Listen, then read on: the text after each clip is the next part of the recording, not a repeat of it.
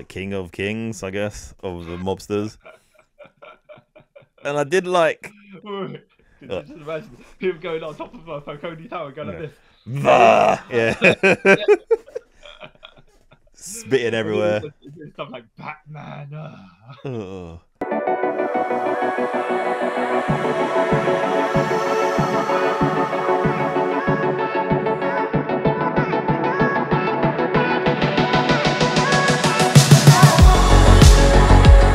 And a 3, 2, 1, and hi everybody, and welcome to this somewhat spooky, it's really not, episode of Trip Run Multiverse with your host, the man who went to Oxford University, and I won't shut up about it until I die, Carl Charles, and the added plot point in this adaptation, which I didn't think was necessary anyways, Sue Chung.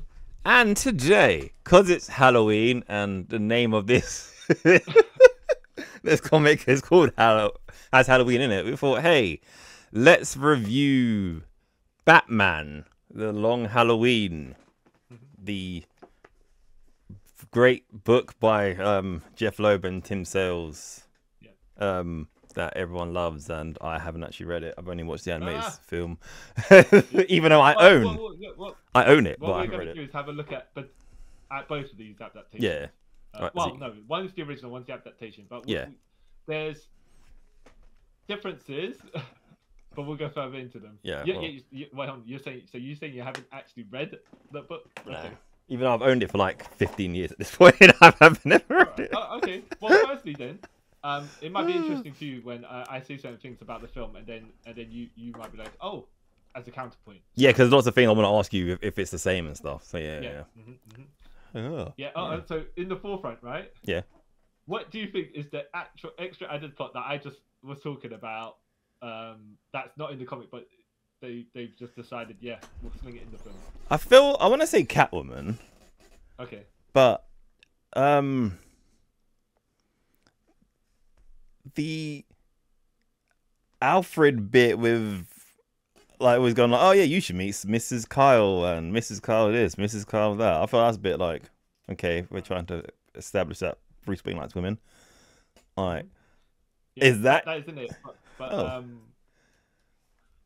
when we get to it, it'll make bits and pieces of the film make a bit less sense. Okay. Later on. Okay. Cool.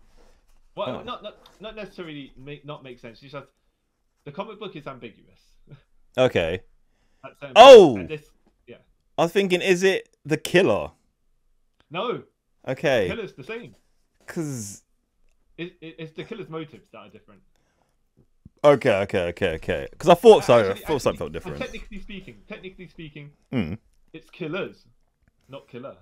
Okay. Oh. Yeah. Okay.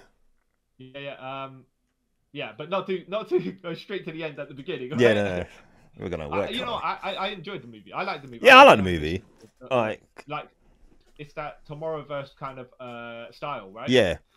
But did you think would it have the Tim Sale? If it had the Tim Sale artwork, would it to be more consistent, or do you think this suits that better? Forgetting, by the way, that the Tomorrowverse is a thing, because obviously you are going to keep that art style consistent if it was. Yeah. I can see where it's taken bits from it. And I think the Foreververse like animation, like art is better to me anyway. Yeah. Like it's kind of like when they did the Frank Miller Dark Knight Returns animated movie, and they kind of try to stick to it in a way, and it kind of just, I don't know, it didn't really work for me. But then I don't really like that story in general. But so yeah, so that might just me being a dick. As far as that goes, I think the animation style was better than what was in the books. Yeah, it smoothed it out, and the colors they popped a bit more. Yeah. I think I don't know. I think the colors were a bit funny, stranger. Well, I was going to say the 80s, right? Yeah. But it seemed more muted. Yeah. In the movie, I think it had its block of particular shade. Yes, I would agree. big time. I would have liked to have seen the Long Halloween done in the art style of Tim Sale, but I'm not 100% sure that works in an animated movie. Yeah, yeah, because that's too stylistic. You know, it would. If you've seen the Joker's face, like his super long chin and Yeah, his gnarly teeth and stuff like that, you know. yeah, It is. I don't want to say Tim Sale draws like a one of them artists that are on the. It's not street artists, but you know them the people that do the exaggerated features. yeah, yeah, yeah, yeah, yeah, yeah. Yeah. Oh, God. Because Batman's big and bulky there. Yeah. And Catwoman's mask is a bit more smooth. Smooth, but the ears are kind of like weirdish. Yeah. Yeah. Yeah. Yeah. So I'm like, okay, but then I have to say his artwork suits the mood of the comic, which is more of a detective mystery. Yeah. Thriller, whereas this is. I don't want to say it's action orientated, but it has action beats in it. I'm like, huh? You know. Like, you know, I'm gonna say it's gonna come off really weird coming from me as well, right? Who always like goes on about I like action because it keeps me interested. Like, this didn't have that much action, but it still kept me interested in it because there was a lot of like, I want to say like relationship building and why certain things become this way and mystery. So that kept me, again, I have a short attention span, kept me quite interested because I literally watched them back to back. Yeah. And I wasn't originally going to do that. And I got to the end, like, the first part, I was like, oh, you know what? I'm really enjoying this. Let me just watch the second one straight away. And. Okay. So, what do you think of Troy Baker's Joker? For a moment, I legit thought it was Mark Hamill. Me too. Yeah. That's why instead of going for Jensen Ackles' voice, that's why I went to this one, because I was like, oh, that really is a Joker standard voice. Yeah, I was like, oh, okay. Oh no, it really is a Mark Hamill Joker sounded voice. Yeah, because like it sounds a lot like him, but then doesn't, which kind of makes it unique at the same time. Yeah, rather than like being a straight copy. Yeah. But the kind of the execution of the pitch of the voice is the same. Yeah, so I was like, oh, that's cool, and I kind of like this version of Joker. What do you think of Jensen Ackles' Batman? Bruce Wayne? I bought it more as Batman than Bruce Wayne. Okay, fair. Yeah, like it pulls off the gritty sort of bit, but I think as well that there's not much Bruce Wayne in this. Yeah, Batman out the mask, and maybe you get the occasional Bruce Wayne in a 3-piece suit, 4-piece, or 3-piece, 2-piece suit, whatever it is, right? Yeah. But at those points, he's talking to people like Catwoman, Selena Kyle, where he's like, "But we both know who I am." Yeah. Or he's talking to Alfred, and it's like, "Yeah, I don't have to." I think there's a time where in the scene where he sees the cops or something like that, and that's when he has to try to be more Bruce Wayne. But most of the time, he is just Batman without mask or Batman. Yeah, and like I would say, when he was Bruce Wayne, if he changed his voice up a bit, kind of like like Ken Conroy would do or something like that, or even like what's his name, Bruce Greenwood. You can tell the difference between the two. Yeah. This one you can't really tell it that much. So it is deeper and a bit more gravelly as Batman. Yeah. But yes, there could have been a lot more difference. But then a more apparent difference. Like how I kind of took it as though like this is like my own headcanon. Like this is still early in Batman's sort of career, right? So he hasn't done the I'm gonna sort of change my voice sort of thing, so people don't really know who I am. But it's just technically year 2, but not. Yeah. Because it starts. I don't even say it starts at the end of year 1 on Halloween. It might start at the beginning of year 2 Halloween, and they go to across. Okay. I think it depends on which continuity. If it's post-crisis, 0 hour, whatever. Yeah. Where you try to slot in your own mind now, which is, if I say to you, "Oh, at what point in Superman's career did they kill him?" Well, there are various points. Yeah. In the different reboot universes where where Superman could have died. So it just happened. That's all you know. Yeah. Don't know when it just happened. It could have even happened yet. We don't know. But Doomsday's around. Yeah. Stupid. But I think this is mainly at the end of year 1 to the beginning of to the end of year 2. Okay. Yeah. but that means some of these freaks make an appearance before the Joker, because at the end of Batman Year One in December, that's where Joker makes an appearance in it. well, he's got the card. Yeah. Gordon's got the card. Yeah. So technically speaking, I mean, this is my continuity headcanon now. There are days in Batman Year One which are saying this is the particular date of this event, whatever, right? Yeah. Forget the dates. Yeah. Batman Year One says first venture as Batman. There's no timeline on when particular things happen. Yeah. Okay. And that sorts the rest of everything else out. Yeah, that does. Yeah. It makes a lot more sense. Yeah. So, okay, give me some questions that you want to say, and then we'll probably feed through parts of the movie as we're talking about, because we don't want to cover. I don't want to cover stuff, talk about it, and then you're like, well, let me ask you this, that, while we're Yeah. through it. All right. So it's the gist of the comic and the movies basically the same, right? But like little diversion. Yeah. So it is basically the origin of Two-Face. okay, that's what literally was about to ask you. Okay, so is the origin of Two-Face cool? Do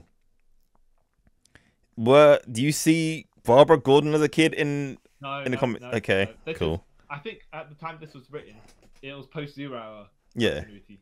Okay. So Bruce Gordon Jr. might have been. He was born in Batman Year One. Okay. Yeah. Right. Barbara at this point is supposed to be his niece, but you know how in some continuity, yeah, he had an affair with his sister-in-law. Yeah. Actually Gordon's daughter. Yeah. No, she's not in it whatsoever. Okay. And she looks like 8 years old here, right? Yeah. That's why I was like, oh, okay, so yeah. How old is Batman? Yeah, exactly. Well, hold on. In the movie, this is supposed to be roughly Year 2 as well, right? Yeah. That's what I was thinking. Because he kind of goes talking about he didn't think Batman have to be a detective. I was like, oh, okay, so that's when he becomes the world's greatest detective off of this. Yeah. So it's Solomon Grundy's in the comic, right? Yeah, okay. He's also in the sewers, but I tell you what, it's different. Okay. So instead of fighting the triads, yeah, there's the Irish mob that's involved. Okay. Yeah. So the triads here, they bust out with their weapons and stuff like that, and Batman has a little fight scene with them. It's fair enough, but I thought it was just a bit out of place. Okay, that sort of makes sense to me. And there is so it's the Irish mob instead, and then he chases one of them into the sewers, Solomon Grundy, right? Yeah. So it just like happenstance a bit, right? The thing is, though, how they then get some more information for the detective portion of this in the comics. Yeah. Harvey Dent then, so they have a scene where they're escorting some of the Irish mobsters into the jail, and then they swap out one of the guys. Like the lights go out, and then they've got a new the guy who's supposed to be there is there, right? And then you're like, hold on a minute, but why did the lights go out? Okay. Yeah. So then, now that the guy's in the cell with them, and they're saying, oh, did you say anything? And then no one said nothing, blah blah blah. And then you know how it is. They talk in a way that you try to gather more information. You ask the questions. So you did the Solid Snake double question thing, yeah. Yeah. And then later on, they take that guy out. Yeah. And then and put him into the interrogation, in which then he takes off his mask, and it's Harvey Dent. He went undercover. Yeah. Which gives them something to do, of course, right? Yeah. That was the bit where they blew up his house as well. So then they thought he was dead. Yeah. Right, now, obviously they can't do it in a movie, because if they do, then Harvey Dent has to do Yellowface, and you know. Yeah, and you know, we're living in a better time now. Well, that's what I'm saying is that's why I thought, oh, why? Other than to put a fight scene with the triads, that makes no sense, because it's actually led to something, you know. Yeah. Okay. That was another question. Yeah, and he does bring at Christmas time. He actually does bring Solomon Grundy food as well. Yeah, I thought so, because I knew about that. Because someone's told me about it so many times. Because apparently that's what he still does to this day. I don't know if that's still in canon or whatever. I don't know. Yeah. Okay. I think that's it at the moment I can think of. Yeah. Obviously, they changed the wife's name? No. Okay. Alright. That makes sense. It's a weird name. And all the Falcones are... Is it Carmine and Sam Moroni and yeah. They're all the same, right? Batman Begins, but even though Batman Begins was Batman Begins takes bits of this, and Dark Knight also takes bits of this. Yeah, I thought so. You see the bit where they're meeting on the rooftop with the bat signal? Yeah. And I was like, oh yeah, okay. When I saw Dark Knight, I was like, yeah, you guys. And even it's a cool scene. It's a cool scene. Yeah. It makes sense to re-replicate it. Yeah, and even the money bit where they're going to burn the money down. Like, I've seen Dark Knight took that, didn't they? Yeah, but then they actually went through and even though the Joker did it, yeah. Okay. Yeah, but I don't. If I remember correctly, I don't think Catwoman led them. See, Catwoman seems to do a lot of things here which she doesn't do in the comics. In helping them in certain degrees. Yeah. And the thing is as well, she doesn't know Batman is Bruce Wayne in the comics. Okay. Version of this, yeah. Okay, that makes sense. Yeah, so when they're chasing each other on the rooftops, and then when there's Selena Kyle and Bruce Wayne, they kind of, Yeah. Yeah. Even though somehow they both couldn't tell. Don't know, but you I think the comic leads you in the sense that it may be, maybe not, right? But you don't. Yeah. You just know there's no actual answer. Yeah. Okay. But then when you look at it quite logically, this is if it's year 2, they wouldn't know who each other are. Well, I don't know. Okay, let me lead you with something. All right. So, Poison Ivy took control of Bruce. Yep. For 3 months, yeah. Yep. Do you think that happened in the comics? I want to say no, but then I feel like they did it in the film just to explain a gap where there's no holidays. So they just explain a gap by saying he was controlled for 3 months. Like, oh, okay. Yeah. That's literally the logic. I was like, wait a minute, that doesn't. I remember stuff happening in the comics here. Yeah. And then logically speaking, when you think, okay, so Bruce Wayne has been under control for 3 months. Yeah. And Batman hasn't made an appearance. Yeah.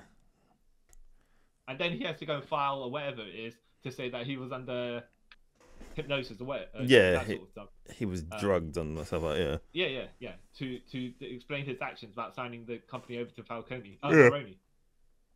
Whereas in the comics, I mean, it was 1 month, but you're like, okay, fine. Batman can go missing for a month. Yeah. Yeah. But then when you're like, okay, Bruce Wayne's been dodgy for 3 months, yeah, because we know we got the paperwork signed, he's saying he's been underway. Yeah. And then Batman's also been missing for 3 months. You'd be like, put 2 and 2 together, or even think that they're in cahoots or something. You know what I mean? Yeah. But you say about that holiday period, okay? So that was from February, March, April, yeah. Yeah. Okay. Oh yeah, hold on, 3 months, because then it goes on to May, yeah. Yeah. Yeah. Okay. Now, okay. There is a cool scene there's a cool. I think it's issue 6 of the comics. Yeah. Riddler is not in this whatsoever. Okay. In the movie, which was something I was like, okay, that doesn't make sense. When did you miss him? Did you think, oh, he should have been there or anything like that? That's the Riddler goes. Okay. Now, issue 6 of the comics, Carmine Falcone has hired Riddler to discuss with him face to face, man to man. Yeah. Who the potential candidates for the Holiday Killer is. Yeah. So and then on the flip side of that, the other rest of the comic is Batman also like it's intertwined. He's at the Batcave trying to work out from the clues who Holiday is, and he's speaking to Alfred. Whereas Riddler and Falcone are speaking on the other side, like not exactly page to page, but you know what I mean, as you read through, right? Yeah. And then Riddler's like, it could be this person, could be that person, blah blah, and then it could also be Carmine Falcone. It could also be you. And then Carmine laughs at him and says, "Get this fool out of my face," right? Yeah. And then next thing you know, Riddler's outside the building and stuff like that. Then there's all these shots that shoot at him. Yeah. But don't shoot him. They shoot around his like silhouette. Yeah. And then the riddle he says, is when does a killer not kill? Yeah. And the book, the release date, the calendar date for the holiday is April Fool's, even though it's not a holiday. Right. So obviously that's like, oh, he didn't get killed on April Fool's because it's April Fool's. And yeah. So I was like, that's a cool segment. I don't know why they didn't do that. Don't know. Maybe they thought they really had like too many like villains and stuff in it. So why are we gonna? Well, that is true. It's true. Yeah. But, and what I did like in the comics, as in the movie, is just like here's a bunch of villains. Yeah. You know, here's a villain here, here's a villain here, here's a villain. We don't need to explain none of their backstory. No. Just there. Yeah, and it's good. In Yeah. a way, it's just like this is how Batman encounters them. You know. Yeah. They do random stuff, and he's just there. you know, reacting upon it. Yeah. Oh. Okay. Trying to think. Yeah. What else was there? Yeah. That's a scene that is just like that comic. That particular part of it, just like in the middle of the mystery, you're like, okay, here are the suspects. I think it added more to it than to take it away. Yeah. Calendar Man was in the comics as well. Yeah. Like he is in the movie, is the main force, kind of, for some reason, and you know how Calendar Man must have been a joke before this. Yeah. And this comic kind of elevated him. Yeah. But then you're like, all right, what have you done since? Yeah. Yeah. Like, what does he do really? It's just one of those things where you have a one story that makes one guy look good, yeah. Yeah. But he's never good before, and he's never good Yeah. good afterwards. He kind of peaks. Literally, like, he Yeah, peaks. yeah. And like, what can we And actually do that's with this guy? That's why in the Arkham games he's just in that cell. Yeah. Because realistically, like, what can you do with Canada Man? Exactly. But did you know in the game, is it Arkham Asylum. Is it Arkham Asylum? City, I think. I think he's in both. Yeah. I think he's in both. Yeah. Yeah. If you go to him on particular days of the year, Yeah. then he'll give you information. Yeah. Right. About but it, what people yeah. like me and you probably did was, as we've told, the internet tells us to, is adjust the days.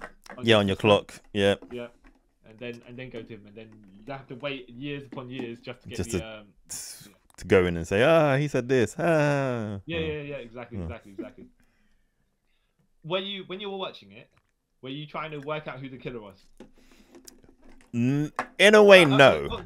Actually, just before, let me ask you that, because have you watched Hush? Yeah. And you've read Hush? Yeah. Did you like the changes that they did to that? For me, it kind of made more sense, the changes they made. Okay. Because I kind of went for, okay, they're trying to tell the story slightly different rather than, I know this all along. Yeah. Rather than like... That's why when it comes to this, Mm. I was going, like, I know certain, obviously you read the comic, you know certain bits are going to happen, right? And I don't expect the execution to be exactly the same. Yeah. And sometimes it is. Not the execution, but sometimes the because they changed in Hush, they changed the like Riddler being the mastermind behind it to not being the mastermind behind it all, you know? Yeah. And it was just like, okay, but all right, you know.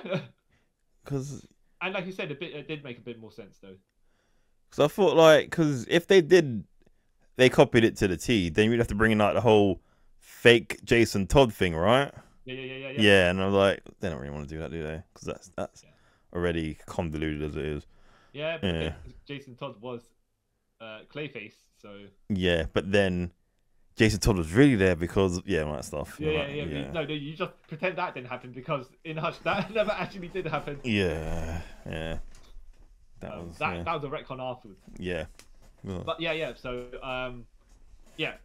So after watching Hush and you're thinking, okay, they might make some changes to what you might have known from the comics, even though you haven't read it. Yeah. When you're watching it, were you thinking, okay, yeah, how was it going as a suspect wise for you? For me, because I think I told you off camera before, I accidentally watched part 2 first. Yeah. So I had no idea really what was going on until the end. I was like, this still makes no sense to me. Yeah. But then, because it's been long enough, because I think I watched that like 2020 when it first came out. Yeah. So I kind of forgot. So yeah, while watching, I was like, who could it have been? Because I know it's someone. At first, I thought, it was the son, and then obviously what happens to him? Which son? Alberto, you mean, yeah? Yeah. That one. Yeah. Yeah. Until what happens to him, and I was like, maybe they faked his death, and then. Yeah. And I was like, nope, they can't fake that. Okay. So when that scene happened, right? Yeah. They're on the boat. Selena Kyle has been talking to Bruce Wayne, and then she knows he's Batman. Yeah. Because when they started that scene, I was like, okay, does she know? And they just basically say, about masks and stuff. Yeah. And you're like, okay, there's a decent amount of clues tipping you that she might know more Yeah. than she doesn't, right? And then Yeah. she speaks Alberta later. And then, yeah, like you say, yeah, when Batman appears on the boat, Alberta, you're coming with me. Your holiday, yeah, and what's up, Yeah. yeah. She's like, Bruce, and I'm like, oh, come on. And then I'm like, I speak as in Smallville. Anytime anyone finds out about Clark's powers, 90% of the time they die, or they get concussions, so they forget. Yeah. Yeah. So I was like, he ain't leaving the boat alive. I don't think, Yeah. right. And then what's funny is, I have to explain it in the comic afterwards, right? Yeah. But what's funny is, you see Usual Suspects, by the way. Yeah. Do you know when Kaiser Soze shoots himself? Yeah. This is what. So Alberto gets shot. They look up, right, and there's the holiday killer shooting. Alberto. And then, like you say, right, I'm like, well, first he staggers back, and I'm thinking, okay, this is a beat like in the comics, right? Yeah. But which I'll get to. Yeah. Then you look up and see the holiday killer, and I'm like, okay, that's not like in the comics, yeah. Yeah. And then when he falls backwards, they get shot 2 more times. he falls backwards, and I thought, okay, maybe they still wrap it up. Around, to how they conclude it at the end as well, right? Yeah. For this movie, yeah. But no, he falls into the propellers. You're like, huh? Okay. There's a red mist. Yeah, I was like, how can you fake that? I was watching. You know how it happens many times in different movies, right? Yeah. But this is the particular thing I was watching, and this happened in. Have you seen 9 Bodies in a Mexican Morgue? No. Okay, it's a BBC serial, yeah. Yeah. It's a plane crash. There's 9 bodies, except there's supposed to be 10 people there. Right? Yeah. So what's the mystery? Yeah. Yeah. Anyways, so spoiler, right? One of these guys, towards the end, pretends he basically steps away from the last 2 members of the party, right? Yeah. So there's 3 of them. He walks away from them, and then they go to do something else. You hear a gunshot. You see this guy, this guy's body in the piranha, whatever pool or whatever it is. Yeah. So when they pull him out, he's got no face. Yeah. Yeah. And I was like in my head, he's just put someone else's body in the thingy and just dressed them up. Yeah. Yeah. Yeah. So that's what kind of. I thought maybe that's what they might have done with Alberto, but not really. Yeah. You know what I mean? Yeah. Like there's a fake out, right? Mm. In the movie, I have to skip to the end to explain this bit. Yeah. So, what do you think of Gilda's reasoning for doing what she does? And but let me write a note to wrap back us around. Otherwise, it's going to be a loose end that I didn't even get back to. Like, I got it, but then, like, the reason's like, okay, the family screwed you over, so you want to screw them back over. I kind of get it, but a bit extreme to wipe out a whole family. I mean, okay. But the storyline of her having the pregnancy with Alberto. Yeah. Stuff. Yeah. Now, that was not in the comics whatsoever. Okay. Right? They've never met in the comics. Okay. At this point, right? Yeah. So, in the movie, Gilda got pregnant with Alberto's baby, but because Carmen Falcone is like, you're gutter trash. Yeah. Yeah. Like speaking like Dudley from Street Fighter 3. Yeah. Get this lady's baby aborted, right? Yeah. And then that's the hatred. Your hatred builds, yeah. Yeah. And so, logically speaking, that could have been Gilda shooting Alberto with blanks. Yeah. Over. And then you're like, okay, now both of them can still, because she's never been suspected. Yeah. And he's now quote unquote dead. Yeah. They could do the holiday killings without people. Yeah, putting 2 and 2 together. Yeah. Exactly. Right. But then when he went through the propeller, I was like, yeah, no. Well, okay, that's that out the way. Yeah. Yeah. No. In the comics, right? It's like Alberto gets killed kind of off screen. Okay. It's like in a flashback. Yeah. Which then is ambiguous as to whether he did get shot or not. Yeah. Okay. And then at the end of the comic, it turns out he's the holiday killer. Okay. Or one of the holiday killers. Yeah. But then also at the end of the comic, he gets arrested. He says he's holiday, blah blah blah, right? Because he's trying to kill the last person, yeah. Yeah. And then Batman's a SWAT team. This guy's in a SWAT team outfit. Yeah. Yeah, and you know, punches him in the face in the sewers and stuff like that. Yeah. Anyways, and that's how, you know, we captured the holiday killer tried to kill someone in front of us. Yeah. He is the holiday killer, right? Clearly, Alberto, yeah. Yeah. And then did and then I think he has a like Calendar Man's in one cell, Alberto's in another cell, and they kind of do the little holiday question riddles thing going on. Yeah. And then you see the epilogue, which is Gilda burning stuff in a furnace, like in the film, yeah. But Batman never catch, like, he's not there with her. Yeah. In the movie. Let me just finish that, and then I'll question you on the end of the movie with Batman there in front of her. Right. Yeah. So I think the reason they did that is though because she was talking to herself. Yeah. In the at the end of the comics, which logically speaking, like, why would you be talking your act? You know. Yeah. You think it, right? But I think that, you know, they needed the speech bubble to explain their actions, even though no one's there. Yeah.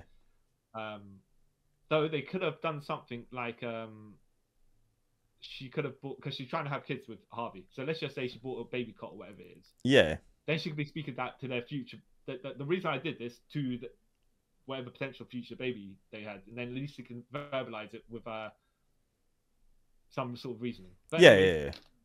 She's burning all the stuff, and she's saying why I did it, right? Like how she did it, how she, like, Harvey was consumed with his work at that point, and she you know, the if those criminals, gangsters weren't there, they could have a happy home life, right? Yeah. So yeah, she started the holiday killings, yeah. Okay. Then throughout the comic, there are some certain bits where Harvey is lying to Gilda as to where she was. Yeah. Right. Mostly probably because she's with Gordon and Batman. Yeah. I mean, he's with Gordon and Batman doing stuff, and but obviously she's telling his wife that he's been working late and stuff, and she's like, I think at one point she's asking him, "Oh, why's your hair wet if you've been indoors all this time?" Yeah. You know. So she assumes, like, Harvey found out that she was a holiday killer at some point. Yeah. And then carried on the killings for her. Okay.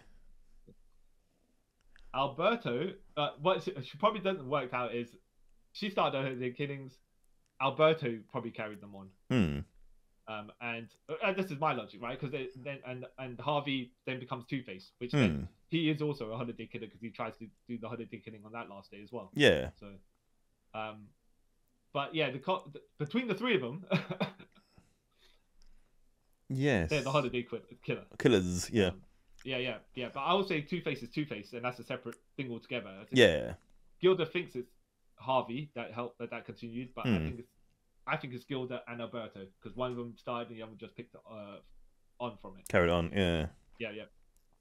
But what do you think about the ending of the movie version, where Batman basically comes to Gilda and says, "Yo, yeah, stop that." Yeah, basically, well, yeah. She said, "I'm going to stop anyway." So, yeah, I've done it all. Like, yeah. You know, and then he's like, "Shall I tell you? Shall I not?" Dun dun dun. We don't know because, you know, he walks off. Because I kind of took it as, because he's owing this, because Harvey was his friend, and she was Harvey's wife, and that he's gonna let her sort of not get away with it, but get away with it. That doesn't make any sense. With it, Yeah. Because how it kind of ended is like, okay. Yeah, I think it could have been a bit more logical because Batman doesn't, you know, stand for killing, right? Even though he's let Jason Todd kill a lot of people and then still come back. Yeah. But it could have been a bit more ambiguous in this, a bit more stringent in the way that he basically is walking up the stairs and says, "You can either turn yourself in or I will." Yeah. And then she's got a certain time frame to whether she's going to do or not, and then she could just run off. Yeah. Disappear for months and stuff like that because she burned the evidence anyways, right? Yeah. Yeah. So and then you don't have to reference anything ever again, you know. Yeah. Because the animated movie is just going to go to Crisis on Infinite Earths or whatever it is. After Yeah. That, so. Yeah. Because there's only one Batman. I feel it was a bit of an odd one for Batman just to let her slide, you know. Yeah, because I kind of get it and I kind of don't. It's like, okay, you got rid of people I had to get rid of eventually. Not the way I wanted it to happen, but, you know. I guess, and I do sort of owe Harvey because Harvey kind of is the way he is because of me now. So Yeah, I think also in the comic, like the way in the movie that he figures out is that Harvey figures out is Gilda is just basically Batman saying, "You could have done it, right?" And then Harvey's like, Two-Face is like, "Wait a minute, if it isn't me," you know? Dun dun dun. Yeah. Yeah. Yeah, and then he doubles down as though it was him, right? Because obviously he realizes that that's if Batman's gonna work out, if Harvey denies it, then there's only one place it's gonna go. Yeah. Hilarious. Yeah. I would say definitely read the comic. Okay. And then you can make a judgment as to what you think is better. But I think you're probably gonna because you can read out your own pace in the comics. You can take a step back and start thinking, okay, how's this mystery get put together? Yeah. And when it came out month after month, yeah, it went. It's good to have that discussion. Sometimes, by the way, nowadays reading digital, spam the whole thing at once. And when they collect the trade paperbacks, they just like it's a 4-part series, a 6-part series, or 5 or whatever it is. Yeah. Just read it all together. I think kind of. And binge watching as well. Sometimes it spoils the joy of when you see your friends the next day or your coworker or whoever, right? And you're like, oh, this happened, blah blah blah. Discussion next week, Yeah, especially if they watch it, like, oh, you just spoiled that over me. Great. Yeah. It's that sort of thing. Yeah. So those are some cool bits from the comic, which you definitely should read. Yeah, I'll read it at some point. Yeah, I've got it there, so it's not like it's probably unlimited as well, so I'll probably just read on that.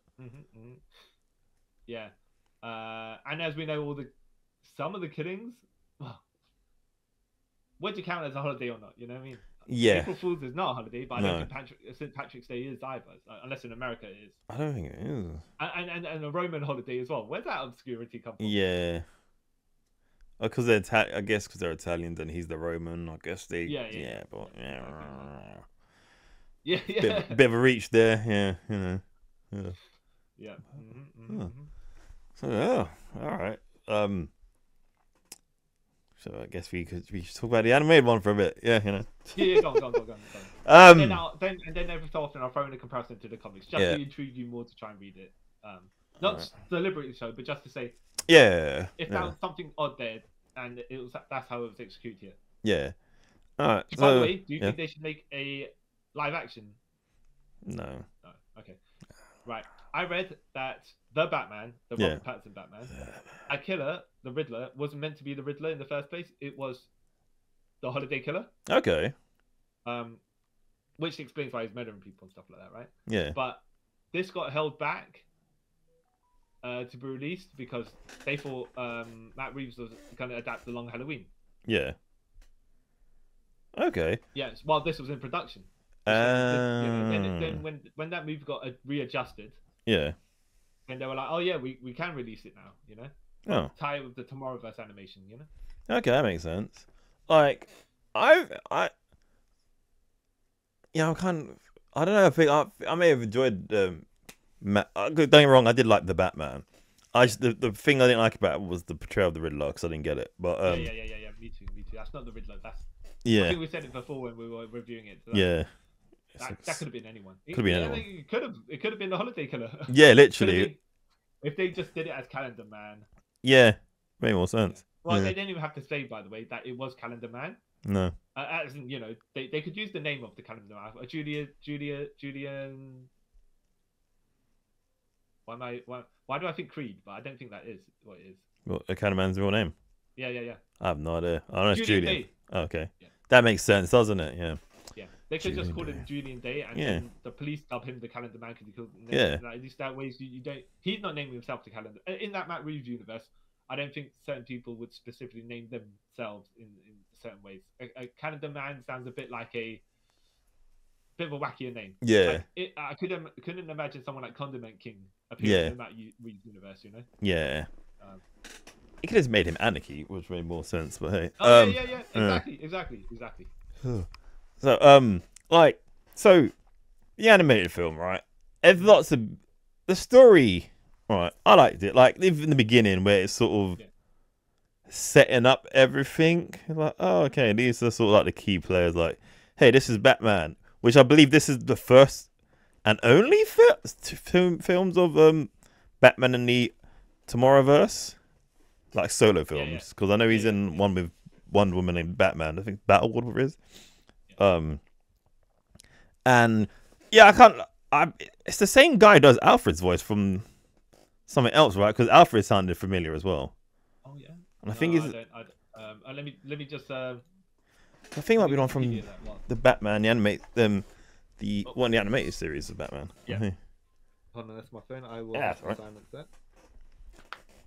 And so yeah, I liked all that to set up the characters. Oh yeah, there's Jim Gordon. He's now commissioner. Yeah, you know, they kind of give that in. Like, okay, we all know where these people are in the story, so we can move forward. And then you learn about the Roman and how he's like the king of kings, I guess, of the mobsters. And I did like. Just imagine people going on top of a Falcone Tower going like this. Yeah. Spitting everywhere. Stuff like Batman. And then, because it starts with the first killing, doesn't it? And and that's on Halloween. Yeah, with his nephew. Oh, so the guy you were saying about, who's Alfred Pennyworth? Yeah, he plays Alfred in a lot of Batman stuff actually. Okay, yeah, that makes sense. Yeah, that sounds familiar.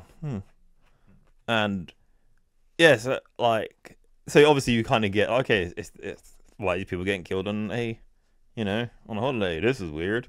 And why is it always something to do with the Falcones? This is weird. Have you seen The Godfather? I don't know. I think I've seen one of them.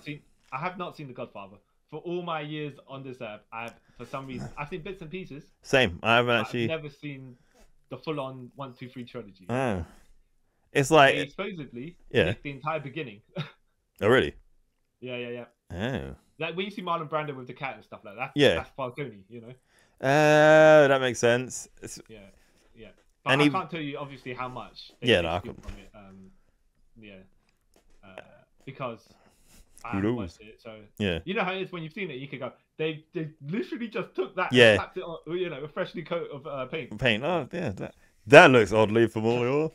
So the first nephew gets killed, and then one of the goons are like, we got to strike now and kill one of the other mobster people because they'll think you're getting weak in your old age. It's like, oh, weak is it? And then his henchman just throws the guy down. Flight of stairs, like, that's not gonna cause any issue, is it? No. All right. Just murder. Oh. So then that kind of like sets up the stake how like dangerous the Falcones are, and setting the seeds like, hey, it could be Alberto because he seems like he has an axe to grind because his dad thinks he's useless. Yeah. And did you think it was foreshadowing where he was filling out the crossword puzzles? In a way, but then in a way now I was like, what's crosswords got to do with calendars? I mean, like, exactly. Yeah, I was like, that's weird. I don't know if it was a nod to the people that do know. Yeah. the comics. Maybe, yeah. And then they fake you out when they kill him. Literally, bang bangs. Yeah. Have you seen what's that BBC series with the ghost and the vampire and the werewolf? They made an American version as well. Oh, I want to say it's not Being Human. Yeah, Being Human. Oh, there we go. Yeah. And for some reason, like, so the BBC series was 6 episodes, and I think the first American series was roughly about that long. Maybe it was 13 because American. Yeah, drag out. Yeah. Anyways, get to the end of it. Yeah. And there's there's something that happens, right? Yeah. One of those guys lied to another one to save them. Yeah. Yeah. And then in the American version, they execute it, but then they execute a second double twist on top of it, and he's like, "Why?" Right. Twist Yeah. it on a twist. Is it you just did it just try and be clever, or you know? Because if it was your original story, I don't feel you would have readjusted like that. Yeah, which would be really weird. Yeah, yeah. Have you seen Infernal Affairs or The Departed? I want to say I have. Okay. I think I've seen the bits of the part. I haven't seen all of it. Okay, yeah, that's a long film. That's a long film. But there's a something like that at the end as well, where it's like a double. It's like, wait, hold on, man. You didn't need to. Yeah. Why are we doing this? It seems like you just did it to be different. Yeah. Why are we doing this? This makes no sense. Yeah. Oh. Anyways, sorry. Go on. I'm trying to remember now. Just go briefly through like what happened. Yeah. And then it kind of sets up the first meeting between Batman and Harvey. No, we're not in the first meeting. They're like, oh yeah, we're all working together because we want to save Gotham from this, that, and the other because Yeah. Gotham's a crap hole. And they're like, yeah. Yeah. Why are we still living here? But whatever, Yeah. And then we see bits of interactions between like Catwoman and Batman, and then there's one bit where Batman's chasing Catwoman, and like, why is he chasing her? Like, he keeps turning around like, I want to chase her. So he chases her, and then she kind of leads him to one of Arcone's cash laundering places. Yeah. And then they called Harvey, and he's like, oh, okay.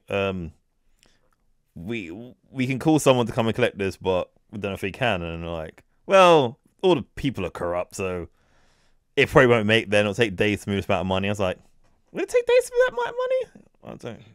I don't think it would. A huge, massive stack of money. Yeah, but it wouldn't take a day. It'd take like a couple of trucks. But even one truck, I don't know.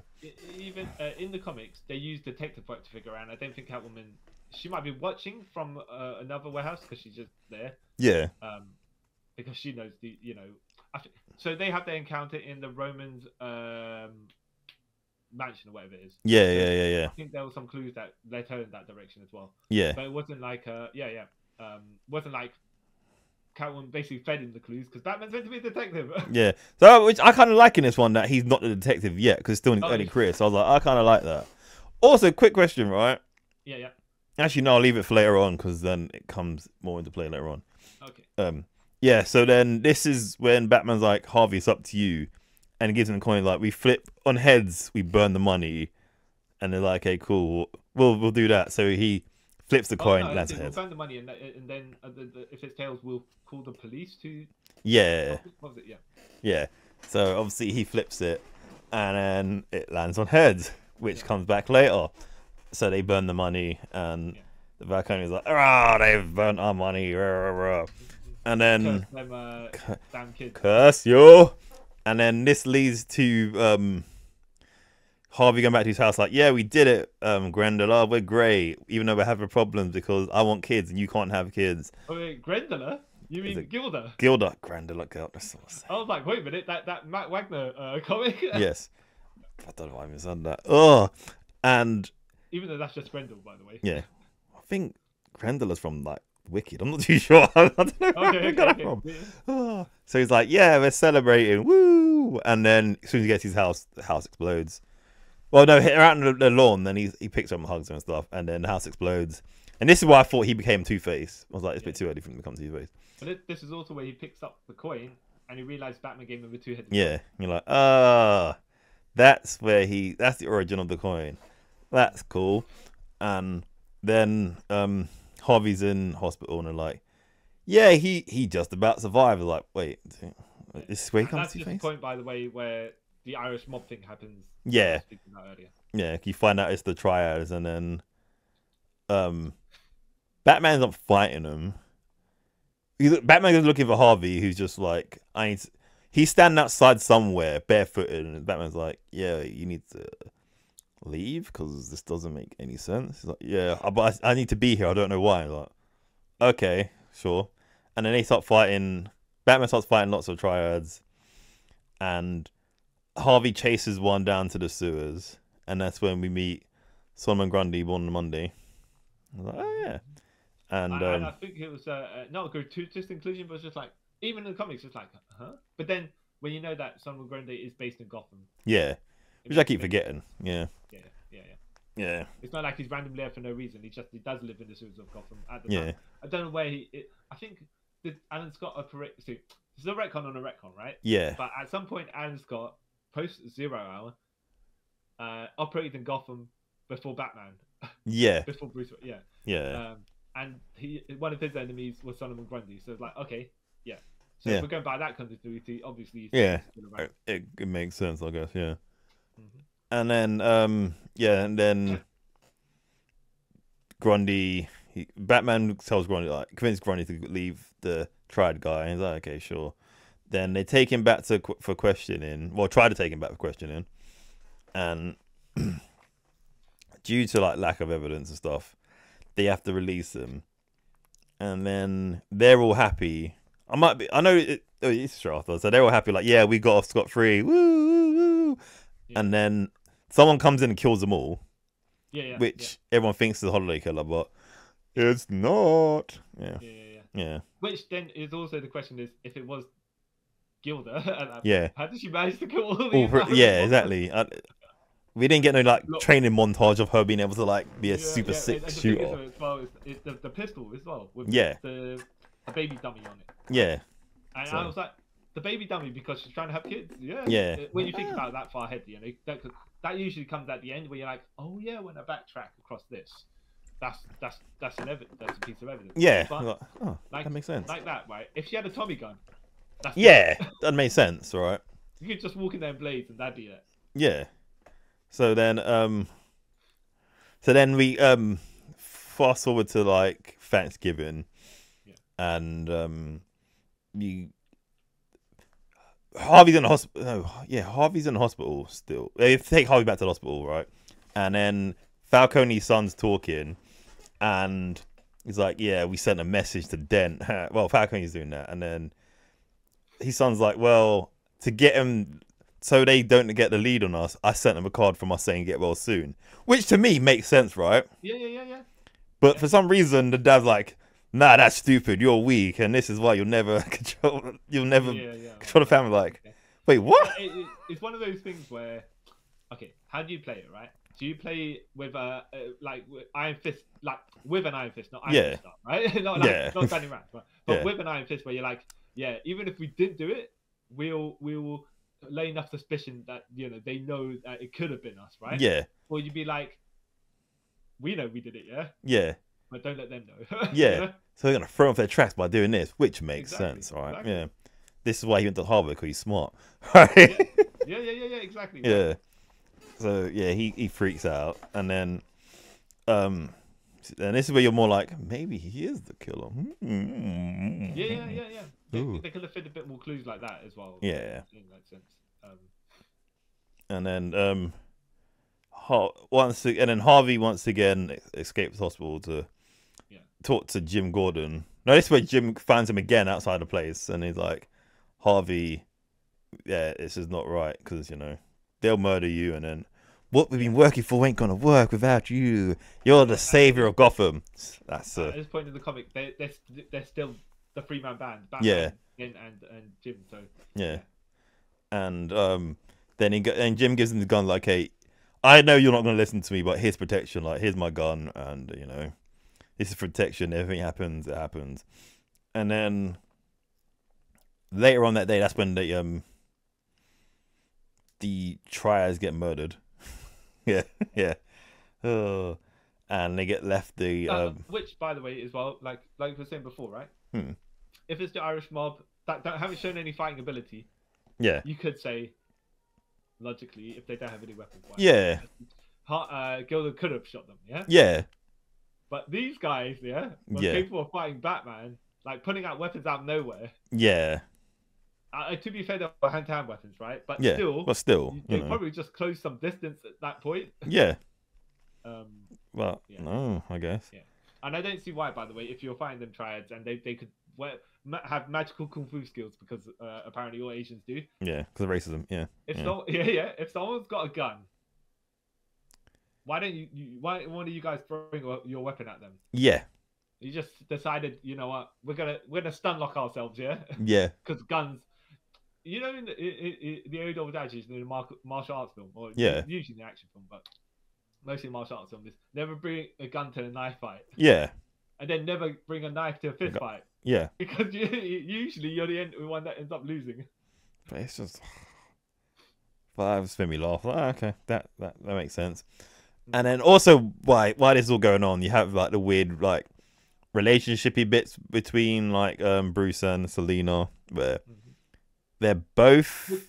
Do you like it in the movie that they do know, or I know you haven't read the comics, but do you think it would have been better as per the comics did it, where they kind of not really know? No, I kind of think it's better they know because it's like they've been spending so much time with each other. They'll kind of know, you'll kind of get a hint like, yeah, that's they sound this.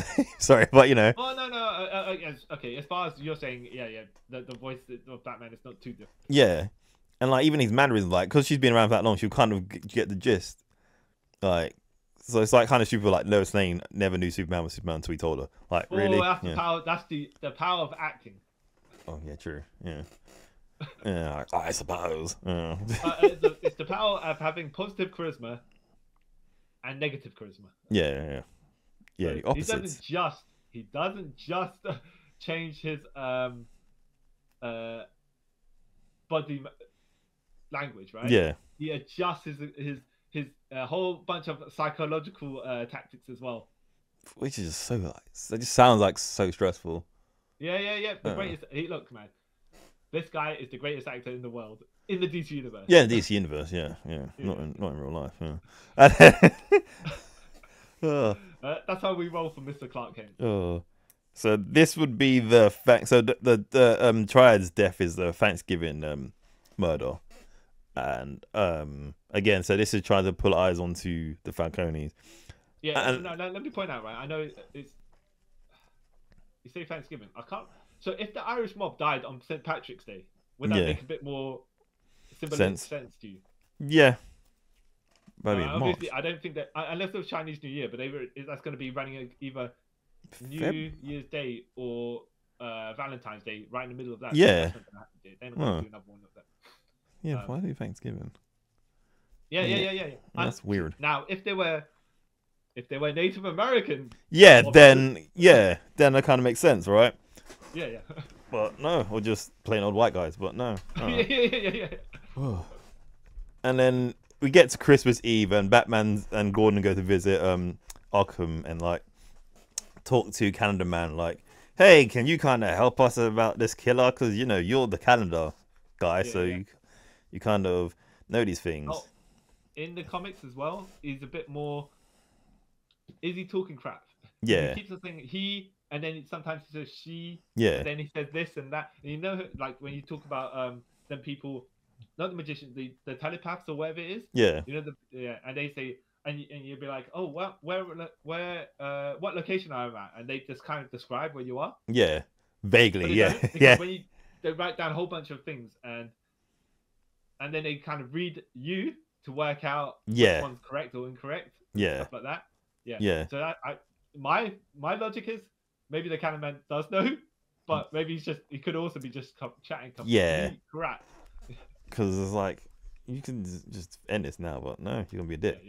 Yeah. So then Canada Man says it's a Falcone, and well, he names like 3 people, and then Batman's like, wait, no, it can't be these 3 people. Well, it could be 2 of the 3, but it can't be the 3rd because this is weird. So then Batman calls it like, wait, I don't remember what happened after this. Is this the one where he says something about a joke? Yeah. And then Batman runs off to the Joker cell. Yeah. And it's like... That doesn't happen in the comics. Oh, okay. Oh. I didn't know that. Okay. Yeah, and that's when Batman realizes Joker's like escaped from Arkham. And not wanting the Joker to be out there to like put in... They go all out sort of like to save Gotham and stuff in it, because Joker goes to Harvey's house and tries to kill him in his house. Yeah. But then this one got confused. Like he had a chance to kill him, then he doesn't. Yeah. I was like, I tell you what is also what was good in logic. The Joker's logic of I'm gonna go and gas half of Gotham, right? Yeah. And he's like, well, and Batman's facing him down, saying, "Why are you doing this?" Yeah. Yeah. He's like, well, there's a Yeah. 50-50 chance that The holiday killer's out there. one of those people, right? Yeah. So if I wipe them out, Oh. odds are, and I'm like, okay. It's like there's nothing wrong with that logic. It's like, Well, okay. yeah. It's stupid, but mathematically it makes sense. Yeah, and then it's like, okay, right. So if he isn't one of the people that died, he's one of the people left over. Yeah. Yeah. Now we have less suspects. Yeah. So I did you a favor. Oh. Okay. Why don't we just wipe out everybody? Yeah, and that way we get the holiday kill. No, Yeah. we don't go that far. Because it doesn't. Yeah. So going back a tiny bit. So yeah, he beats up Harvey and doesn't kill him. Then he basically kidnaps the Roman in his house, ties him up, and then says, "Well, I'm not going to kill you, but just letting you know." I'm like, okay. So then he kills a few of his henchmen with his Joker gas and stuff like that. Yeah. And then he gets chased down by his main henchman, which I thought was quite cool. He chased him down the stairs and he goes, "Oh yeah, I have a gun," and then starts like shooting off his hand cannon, and then jumps out of a window, and they don't find him. I'm like, okay, because he hit the ground. I'm not gonna. Okay, sure. And then the henchman comes down and is like, "Oh, Joker got away." Then he gets killed by the holiday killer, and that's the Christmas one. Like, oh, okay, that's a sad one. Yeah, because he leaves. I forgot to mention as well in the comics. Yeah. Bruce Wayne ends up being a suspect as well at some point. Oh, is it? By the cops. Oh. Because there's that relationship with the family, the Falcone family, because Bruce's dad stitched up. Yeah, the Roman man. Yeah. So they then the evidence starts leading that way. Is like, okay, he didn't want to be under the whatever, you know what I mean? Yeah. Which I don't think they do in the movie. They don't add that little. I mean, obviously we know Bruce Wayne's Batman, so he's not going to do it. But yeah, that little police are looking at a very a number of people. Suspects, you know? Yeah. I didn't think of that. That's quite. Yeah, that's a quite interesting plotline. Oh. And then so he leaves the. Yeah, for some reason, the holiday killer leaves a globe, a pistol, and a Joker playing card. So I think the Joker killed him, but he didn't, obviously. Yeah. And then this is where we get to where the Joker. It's New Year's now, and Bruce has got spoken. Like Alfred taught Bruce to go into this yacht party because he needs to be out and spend time with Mrs. Kyle because he keeps like telling him this. So he's like, okay, I guess I got to because our families are somehow weirdly connected. So Batman's there. Gordon and Harvey are at the New Year's Eve parade, and with all the cops there, like because they know something's gonna happen, so they're all there. Barbara Senior, I'm gonna call her that. Yeah. And Jim are kind of like, we're having sort of like a date thing, and while Harvey and his wife are basically having a weird argument in front of everyone, and you can see like Barbara's like, this is awkward, and obviously Jim isn't listening because he's got the earphone in. Yeah, and they kind of split off, and this is where we see the Joker who's gone to like a crop dusting place, killed everyone there, and fitting the plane with his Joker gas. The Joker gas? Well, whatever it is, spray. Yeah. To fly over the parade, and like you said, kill 50% of Gotham. So that's how he rolls. Yeah. There's no logic. There doesn't need to be. No. So Batman finds out about this, and then Batman and him have a fight on that plane, and Batman's still convinced. In the comic, he punches him, and Joker's teeth come out. And yeah. You're like, okay, but does he have teeth for surgery to put yeah. back in? Or does his teeth grow back? Is that part of the Joker serum? I don't know. So then Joker's kind of he still to Joker like, you're the holiday killer. Like, why'd I be the holiday killer? Doesn't make sense. I'm like, yeah, okay. And then so Joker almost does his plan, but Batman intercepts it, and he ties up the Joker on the clock tower, and he's talking to someone, and they say something about puzzle. Which No, I said Joker makes a remark about puzzle. Yeah. And he's like, what? And then he looks back in his head, seeing Roberto writing all the signs. Also, I've got Alberto Peltron. You just made up a Falcone brother out of nowhere. Roberto Falcone. Alberto. But that's what all led me to think. Okay, are they putting Riddler in this now? Yeah.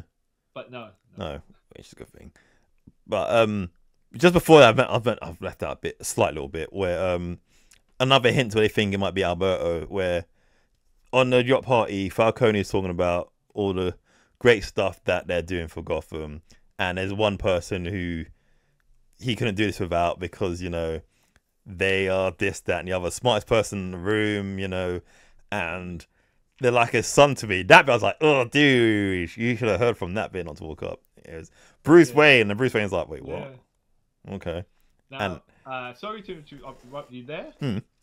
At this point, yeah. Okay. Now from there to here, yeah. Yeah. What's your suspect list? As you're watching the movie. Alberto. Just Alberto at this point. Okay. Yeah. All right.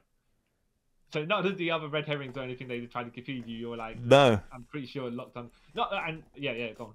Yeah, it's just Alberto. I was like, yeah. It's not because you were being genre savvy and going, well, if they're saying it's this person, clearly it's not. It must be this person, right? Yeah.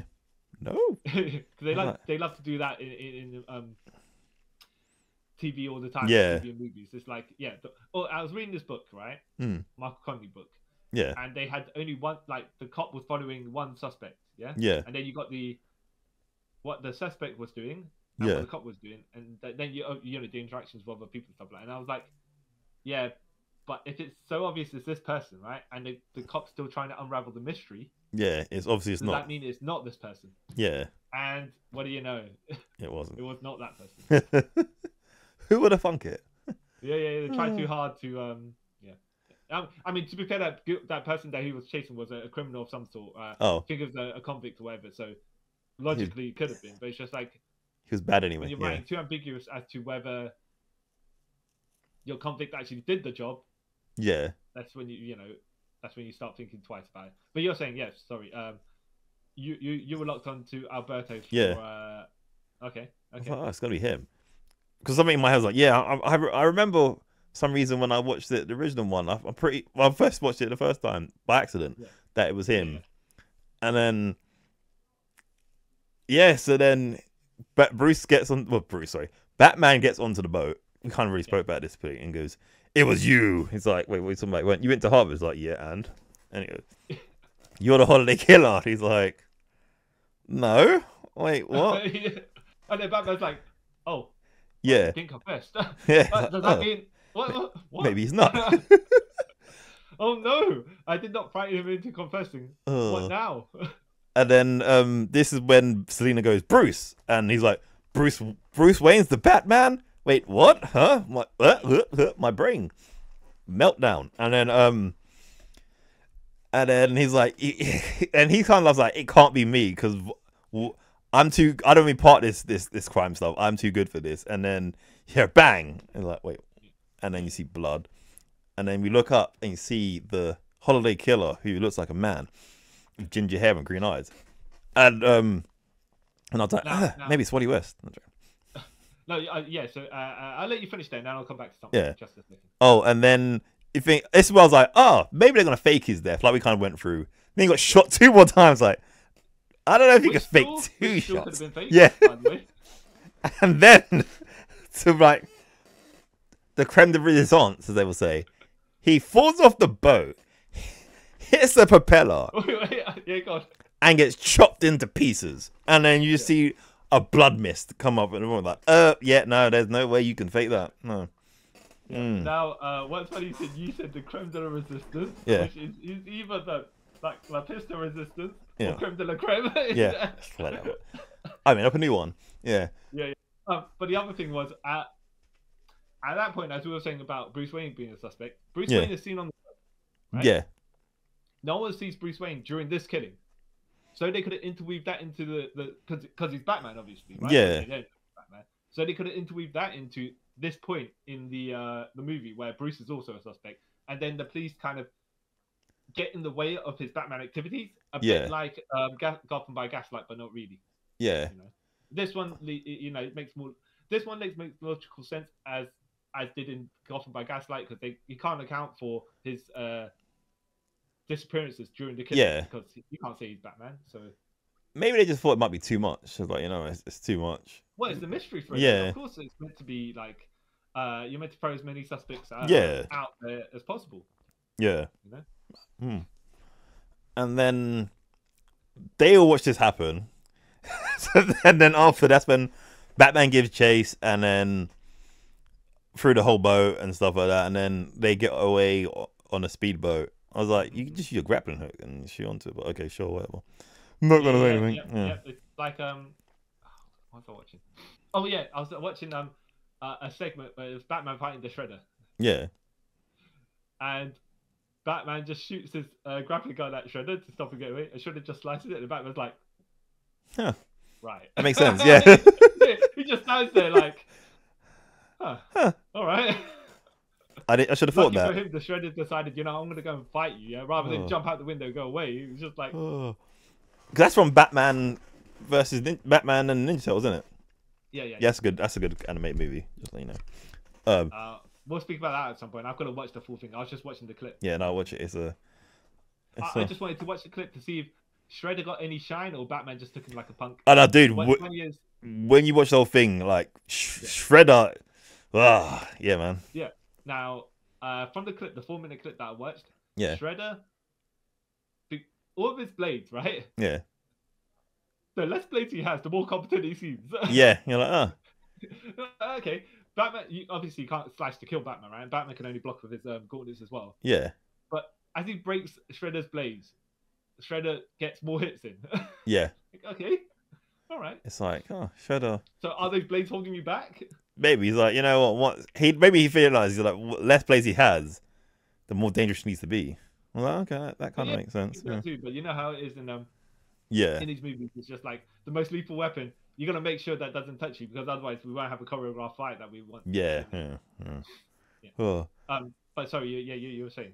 And then so then gets away in the speedboat. And then like, so he wasn't a holiday killer. Who was? Oh. And then they're like, okay, we need to put a protective squadron on, you know, the Roman because many people want to kill him now, you know, and we know that now the holiday killer isn't the Joker or Alberto.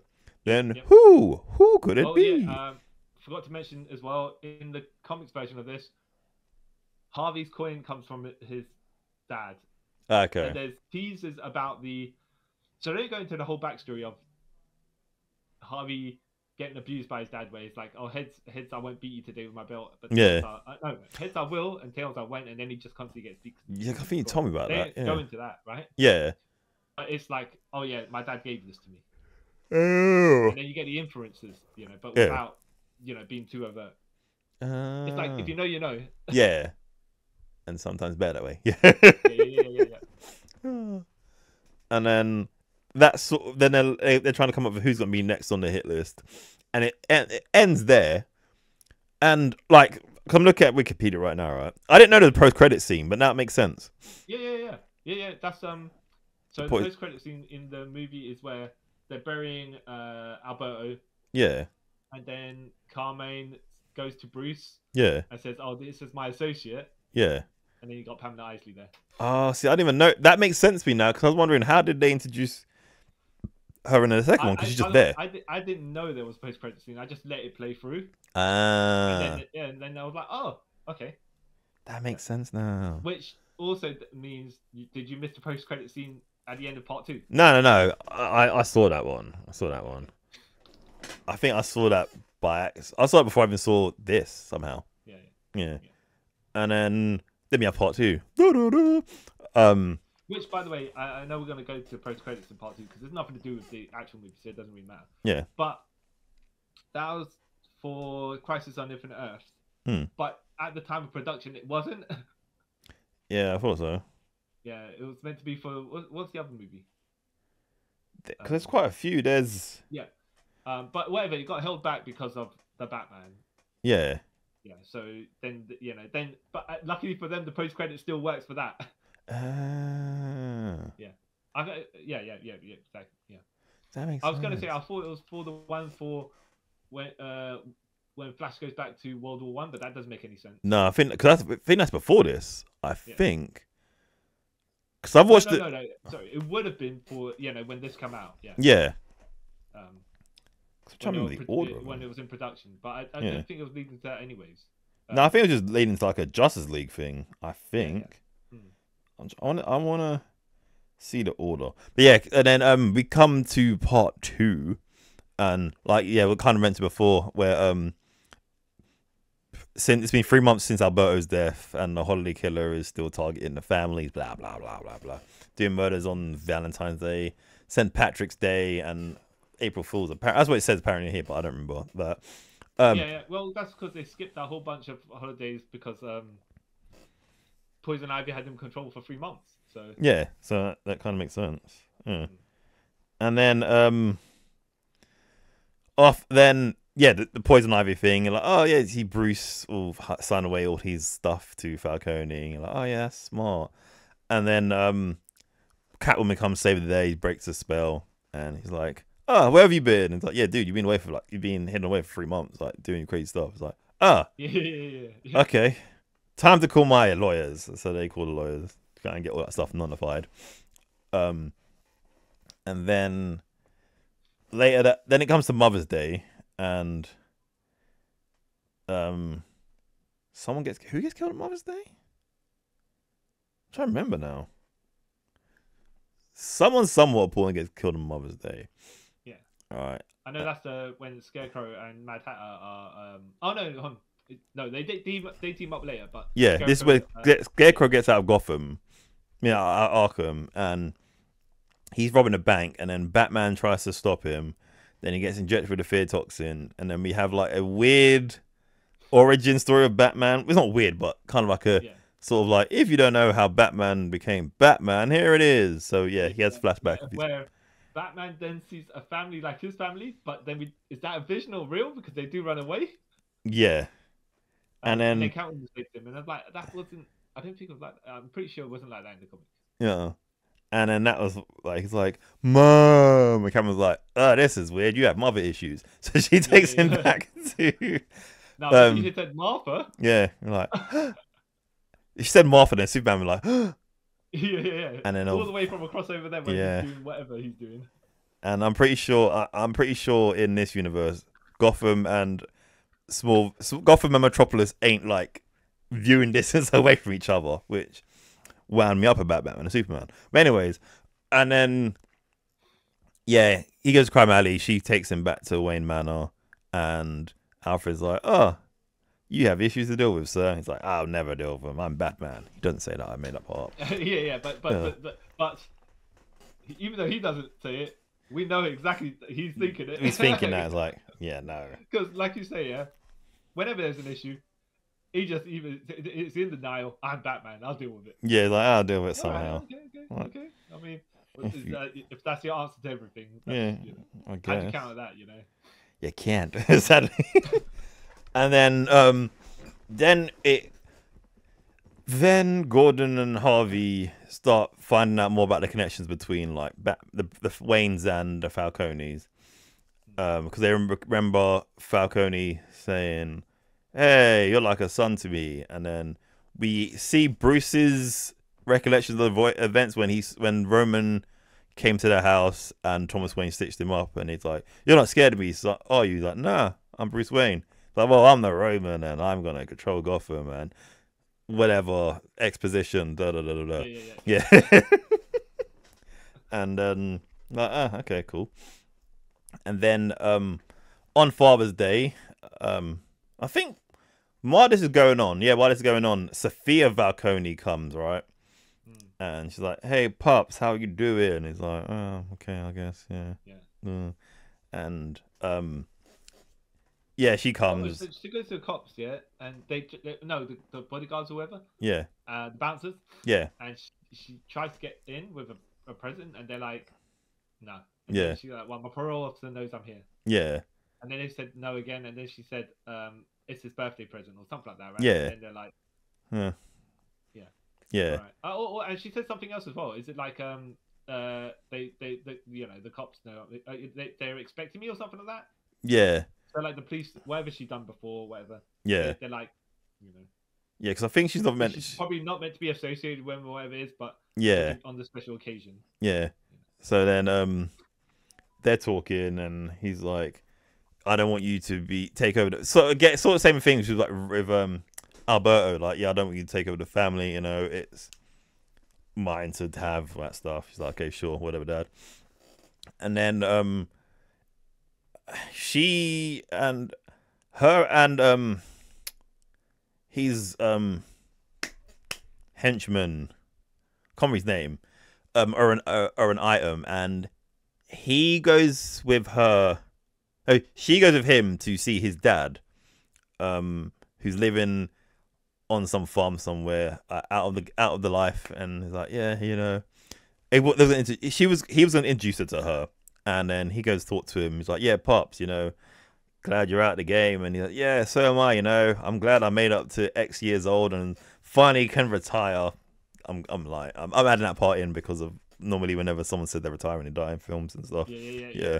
Or one last job or whatever, right? Yeah. So we have one last job and I'm out.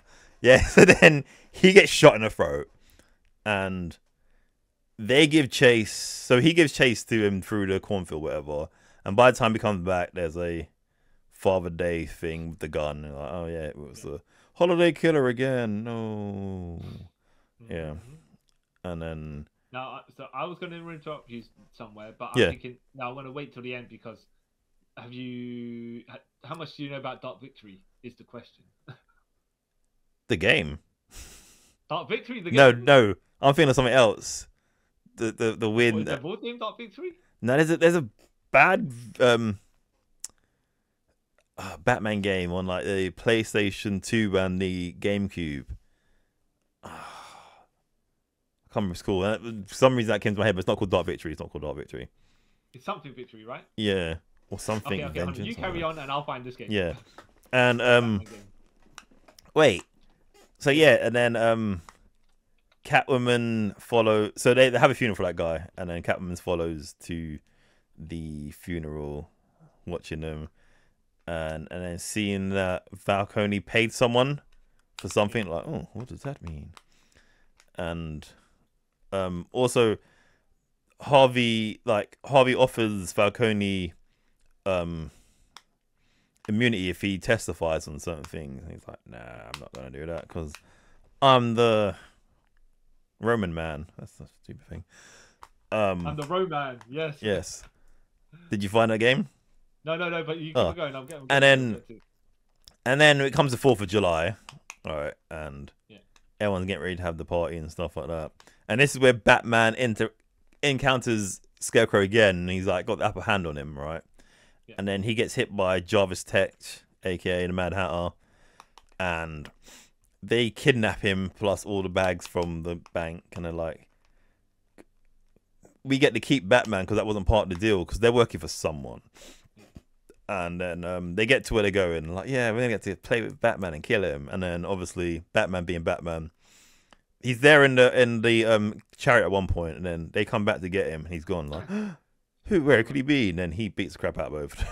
now, let me just double check. By the way, you said this game was on the GameCube and the PlayStation 2, yeah? PlayStation 2, and I'm pretty sure the Xbox as well. All right, and what was the art style? I can't remember. It wasn't a Tim Burton. No. Yeah. Wait, no? No. Because you're thinking of Batman Vengeance. I've got that. That's a good game. Yeah, that's the one I have found that has a V on it. No, is it Dark Tomorrow? Dark Tomorrow? Oh, it's something stupid. Yeah, there is Dark Tomorrow. There is a game Dark Tomorrow. Yeah, that's the one. For some reason that came to my head. Yeah, I was like, nothing. There's no victory here, but there is something called Dark something. Yeah, it's terrible. Which got 29 out of 100. Yeah, it's a bad game. It's a bad game. 1.5 out of 10. Oh, yeah. Okay, sorry. Yep. So you were saying. Yeah, they beat up. Batman beats up Mad Hatter and And Scarecrow. Yeah. Scarecrow, and while they drop off the cash to the the cemetery. Meanwhile, Falcone's hitman. Oh yeah, this is where they're at the pier, and Harvey and his wife are still trying to like sort things out, right? Yeah. And then a hitman comes and shoots at them, and Harvey thinks it's for him, so he's about to get shot, and Catwoman saves him, and then they fight underneath the pier, and then Harvey goes down, and his wife's like, "Don't do it." He's like, "No, I got to because I'm Harvey, man." So then, Harvey gets down, and he sees the hitman choking out Selena, sorry, Catwoman, and then he butts in. He gets beat up himself. I don't know why he thinks like he's slick. Yeah, but somehow later in the movie he gains fighting abilities. Yeah, because of the burn. That's what I like. Yeah. And then So he lost stats on looks, yeah. Yeah, but he gained in in fighting ability. He gained in intimidation, that's for sure. That's it. And then they go further into the sewers and they fight, right? And Harvey gets knocked out, and then he wakes up and the guy is dead, and he's got all blood in his hand and the holiday killer gun there. He's like, wait, what? And then this is where he starts having like split personality things where there's a voice in his head goes, run. So like, okay, I'll run. So he runs away, he flees from the police. They integrate this Two-Facedness way too late in the movie. Yeah, I thought they should have started it from the first explosion, right? Yeah, if they were to do at that point in this, yeah. Yeah. There were always traces in the comics. Yeah. Right. That led you in a certain direction where you're like, okay, we at this point in the comic you probably didn't know who was going to end up being Two-Face, right? Yeah. But now it's been out for so long and you're like, okay, this is a Two-Face origin story as well. Yeah. Burned by that template, the movie should have started sooner. The split personality. Well, no, it's the split personality thing, but the clues for that. Yeah. Because then that could have led into Harvey also being potentially the holiday killer. Yeah. Clues are also in that direction. Yeah. And then in the comics, I think he was also a suspect, which then when he gets unveiled as Two-Face, it's like, oh, the clues are going in this direction. Yeah. And then so then that happens, but then no one comes to think that it's Harvey. And I think this bit comes here, right? And then it carries on where Harvey's back at home with his wife and she's watching TV or something. Yeah. And she asks him about something, and he's in his head, he says, "Shut up, you bitch." And then but obviously it's in his head, but he thinks it's that aloud. So he goes, "Oh, I'm sorry. Sorry, I'll see you later." And he goes, "By the way, you've left the door to the basement open, so I haven't been in the basement today." So this is when I started thinking, oh, maybe he has started doing the holiday killing stuff, right? Because who else would have went down the basement? And then we skip to Roman's sister coming into the building, like, because she's on the news before talking about how trying to say Harvey Dent's a menace and stuff like that, right? And Roman's like, yeah, my sister, man, look at, she's so great, it's her birthday, oh, she'll be here soon, but she should be an actress because people bought what she said, blah blah blah. Like, okay, cool. And then they're waiting for her to come out the lift, and you see her get into the lift, and then the lift opens, right? And then you see her dead. Like, oh, it was the holiday killer. He killed her too. So this makes him even more like paranoid. Then going back a tiny bit, this is where we're also told about Gwendola. What's her name? Why do I keep calling her Gwendola? Gilda. Why do I keep calling her Gwendola? Gilda. It's characters that different. Thrown everyone off the trail. Yeah, everyone listening to this review, it's like you got characters spawning out of nowhere. Yeah. Just think how I can throw you off and say, you know what? Yeah. This is my red herrings and stuff. Yeah. Yeah, this is where they find out that she went to Oxford as well. You're like, oh, okay, because they see the pendant. Because Batman thinks it's Harvey that went to Oxford. Oh, Harvey never told me he went to Oxford, and she's like, "There's lots of things you don't know." He's like, "Okay, that's a weird thing." Because they meet on the Batman meets her at the porch. She's like asking how Harvey is and stuff like that. And then that happens. Then we sort of flash forward to the court bit, right, where one of Maloney's men is testifying about the Falcons and what they've done. So Harvey gets on the stands like, yeah, so you're gonna tell him what he's like, I have no idea what you're talking about. Yeah. This is all a lie. And by the way, Thingy says thanks. I can't remember, is it Falcon? Someone says Fixie. I think it does say Falcone. Falcone, yeah. Yeah, it says thanks. So he throws acid in his face, and this is where he becomes the Two-Face. Yeah, he gets hospitalized, and he gets hospitalized and becomes the Two-Face. But then this is where as well they start thinking that he's the Holiday Killer as well, and they go to like. There's like police all around his bed, but it's just one's like, why? If you think it's him, why don't you handcuff him to the bed? That's what normally things do, right? Yeah. Yeah, but no, then. Yeah, but why do something convenient for the sake of reality when you've got a plot moving on and you've got to get the pieces to a certain position? Yeah. But then maybe they thought because he got burnt by acid, he's probably been on a coma for a while. So maybe they didn't think at that point. Yeah. So then he wakes up and is like, oh, I'm. And the face is not talking like we need to leave now, and he's like, oh, okay. So he runs out, he gets out of the hospital, and they're like, he's gone, we need to find him. Oh no, Harvey. Yep. And then Harvey escapes, and he gets taken to the docks by two of Falcone's men who he thinks they're gonna flip, and like they think Falcone's gonna flip because of what's going on and give out more like information about stuff. And then they get to the pier, and he's like, he has a phone call. This is another quick thing I want to say, right? Yeah. This film, just like the original Batman animated series, right, confused me time wise, right?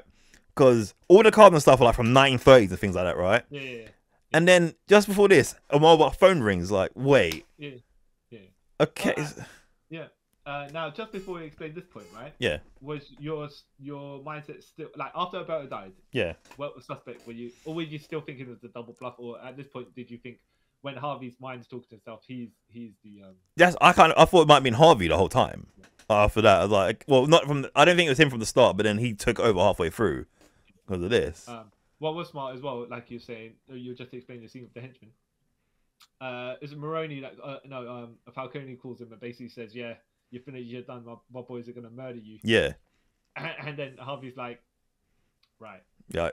And then you hear the phone hang up. Yeah. Yeah. And then he's like, "Oh, right." And he puts the mobile towards the guy and says, "The boss wants to speak to you." Yeah. And I was like, "Oh, smart." Like, smart man. Yeah.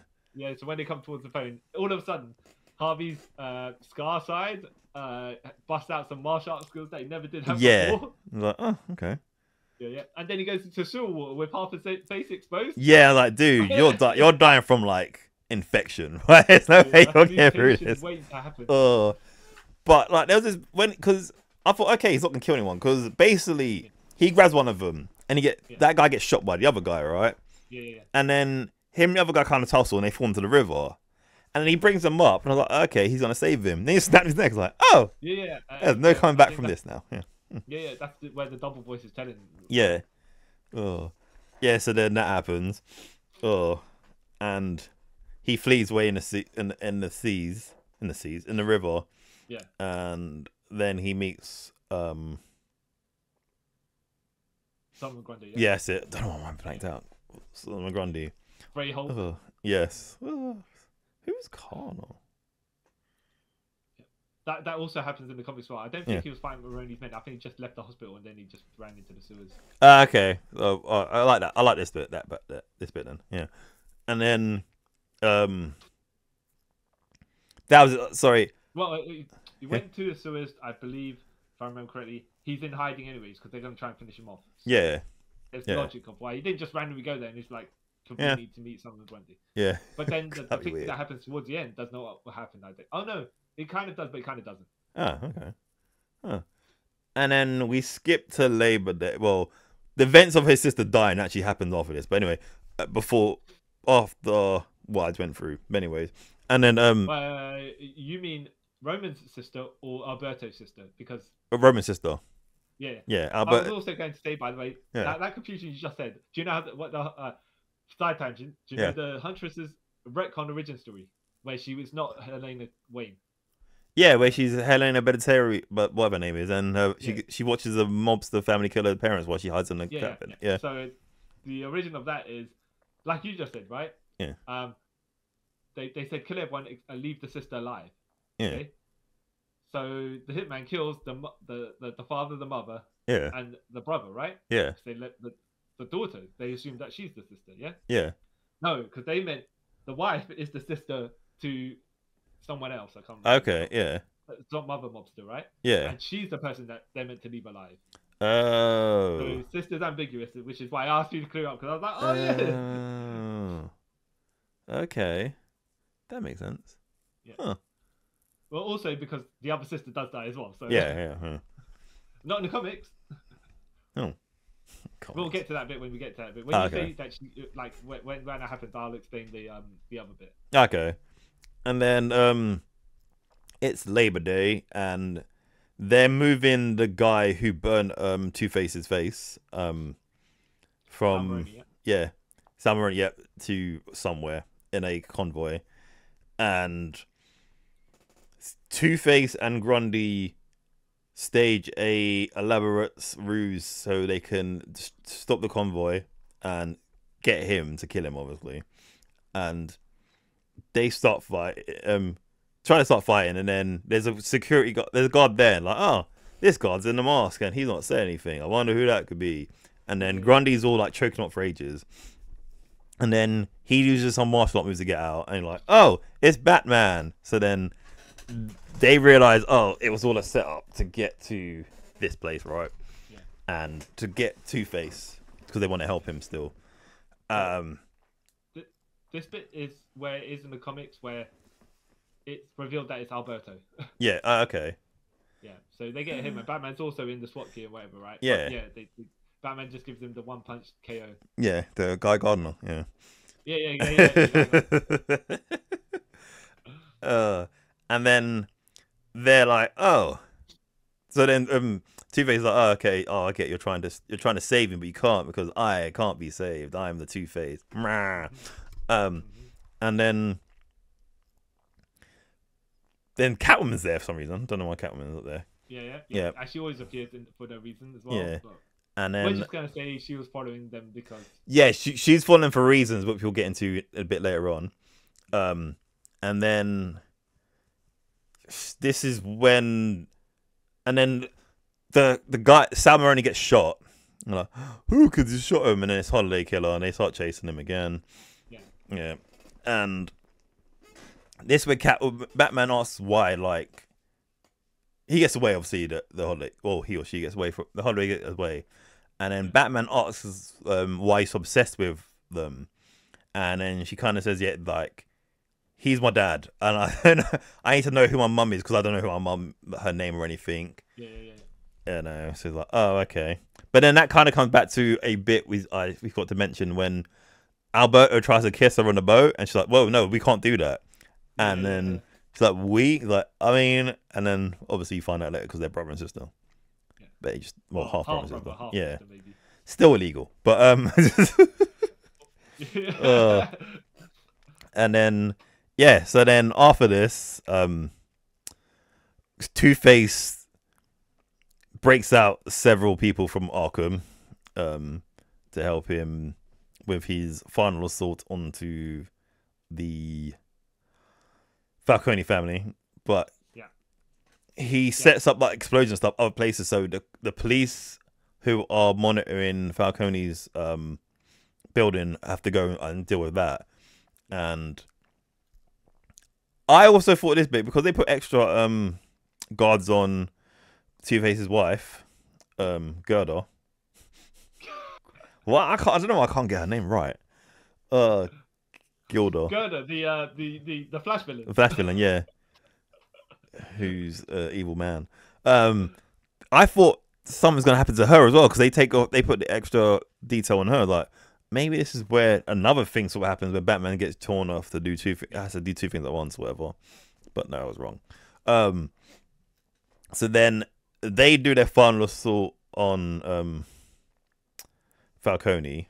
All right. Yeah. So let me just say, when Harvey befriends Solomon Grundy, this is where, in the comic, this is where they never do that bit where he decides that he's going to go and crash over the thing, the van. Yeah. The transport van with the thing. Yeah, that makes sense. That is where he works out, by the way, in the movie. Harvey works out as Gilda. But in the comics, I think he had his suspicion, but he's not going to say Jack. Yeah, because it's his wife and he still loves her. Yeah. Exactly. Yeah. And then well, no, he does.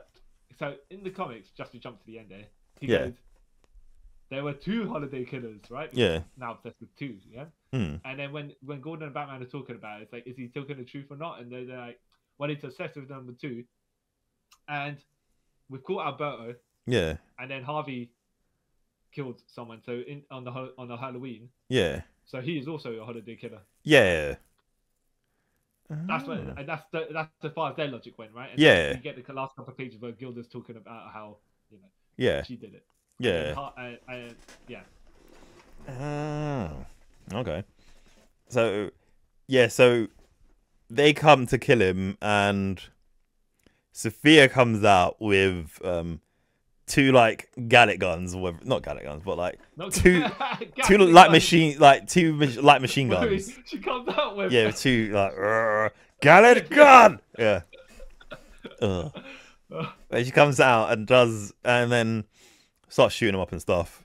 But it doesn't go well for her, because Poison Ivy or someone knocks some of the ceiling down. It lands on her.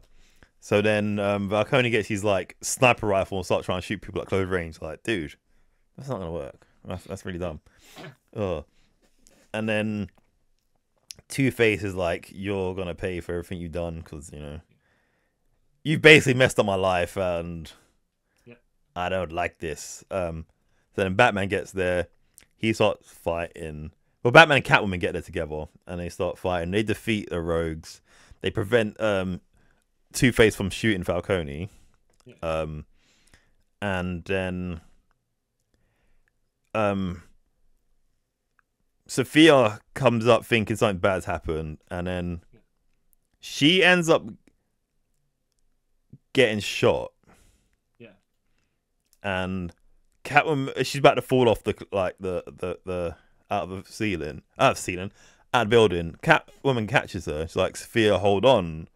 And then Sophia's like, nah, dog, and let's go. Hits the car, and she looks sad.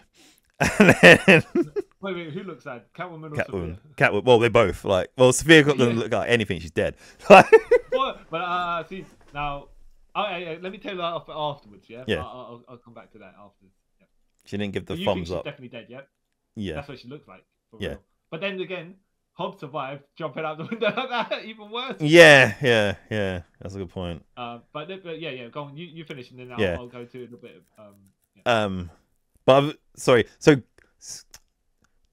Two-Face does shoot Falcone, and that's when Sophia goes all nuts. All right. And then while she's dying, actually, sorry, Sophia, how she died? She tripped over one of Poison Ivy's vines, and then she stepped out the window. All right, and then Catwoman tried to save her, but she couldn't. And then as Falcone's dying, Catwoman's like, "What's her name?" Well, she takes off her mask, and for some reason he recognizes her. I'm like, that doesn't make no sense. If it like maybe you saw her as a child, but I don't know how you're gonna. Okay, whatever, sure. And he's like, he mentioned the name, Louisa, and it's like, okay, that's my mum's name. Cool. and then Bruce Wayne like offers Falcone some medical device. He's like, nah, medical help. He's like, nah, it's all right. I basically have nothing now. You know, my whole family's basically dead.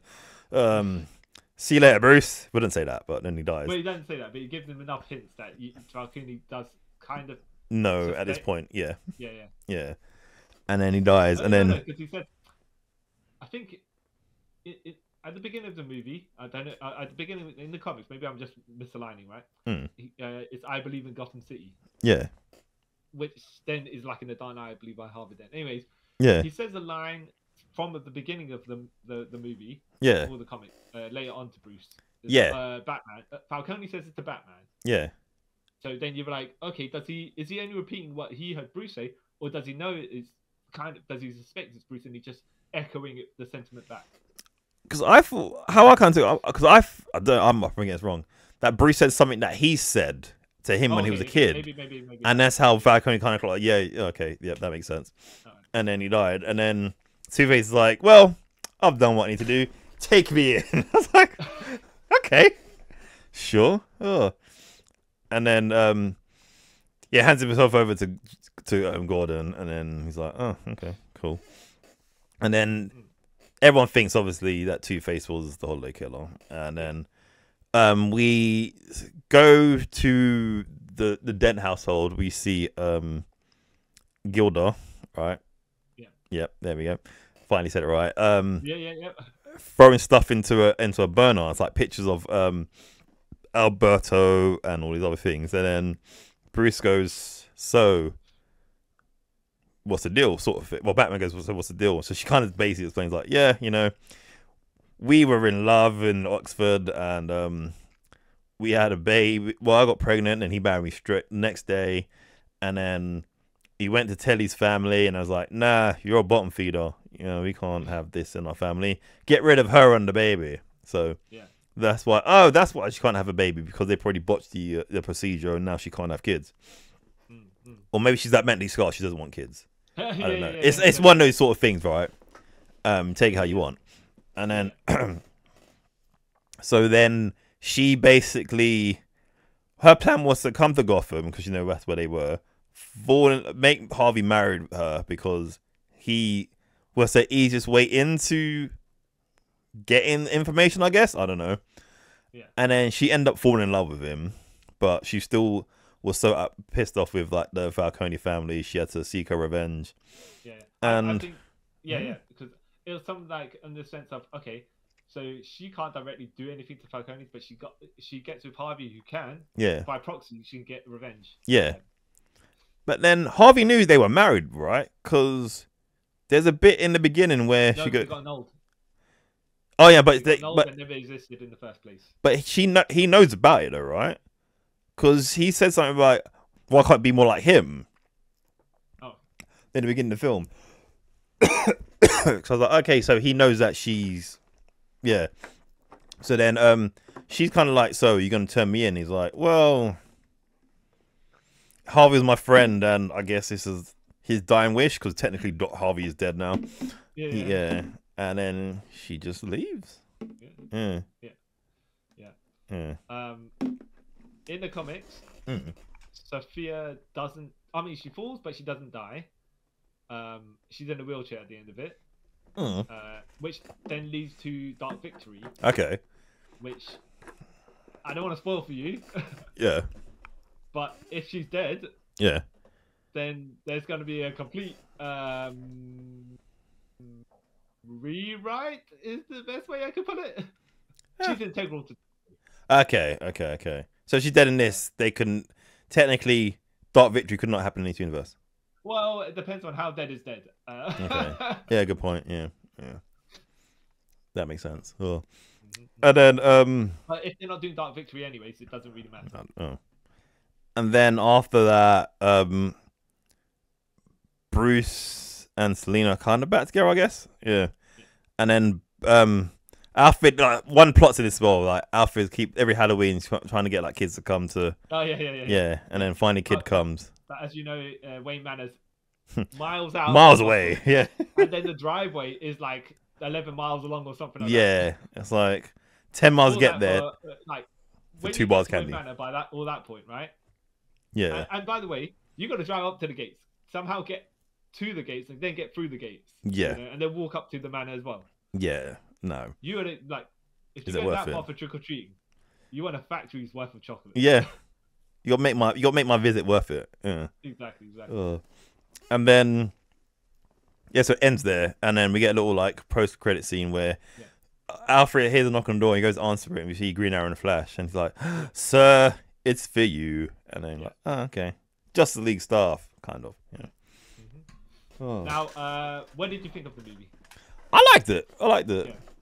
I have a feeling, even though you haven't read the comic, and I've spoiled bits for you, I still think you are going to rate the comic better. Okay. Because there's more suspects, and they expand upon the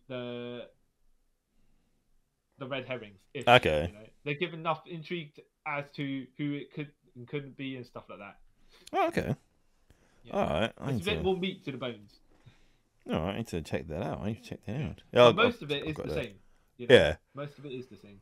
And probably you will start reading Dark Victory right afterwards. Yeah. To work out what happened to Two-Face. And then there's the last Halloween. I don't know if you know about that one. The more recent one. Oh. It started coming out last year. Oh. Yeah. I don't know. Ever since like Hush 2, I've been a bit. Oh my goodness. Yeah. Yeah. So anything when they try to like redo something or continue something that doesn't need to continue, like you need to do it, right? Well, have you read some of the Hush stories? I read Hush, and then is it Hush Return? Wait, 1 second. I've got it. Which one? Because it comes back a couple of times. Do you mean Heart of Hush? No, I've got one called Hush Returns. I haven't read Heart of Hush. Okay. Yeah. What happens in Hush Returns? I can't remember. It wasn't that great. That's how I know it wasn't. I don't know. It's terrible, yeah. probably. Heart of Hush is pretty good though. Yeah. I like that one. Yeah.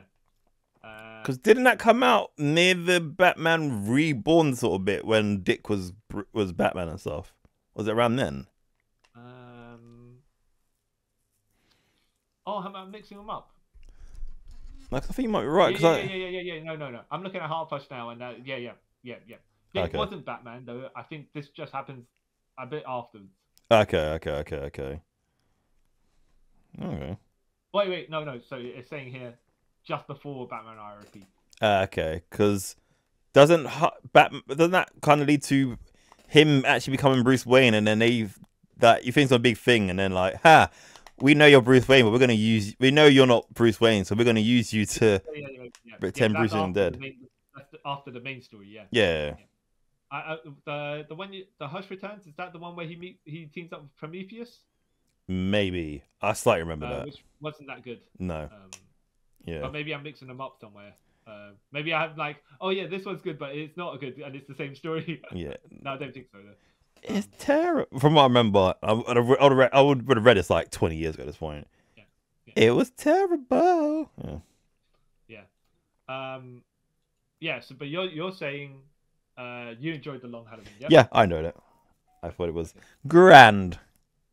Grand. Yeah, I enjoyed the voice acting as well. It's pretty good. Yeah. Yeah. I thought it did well. I thought it did.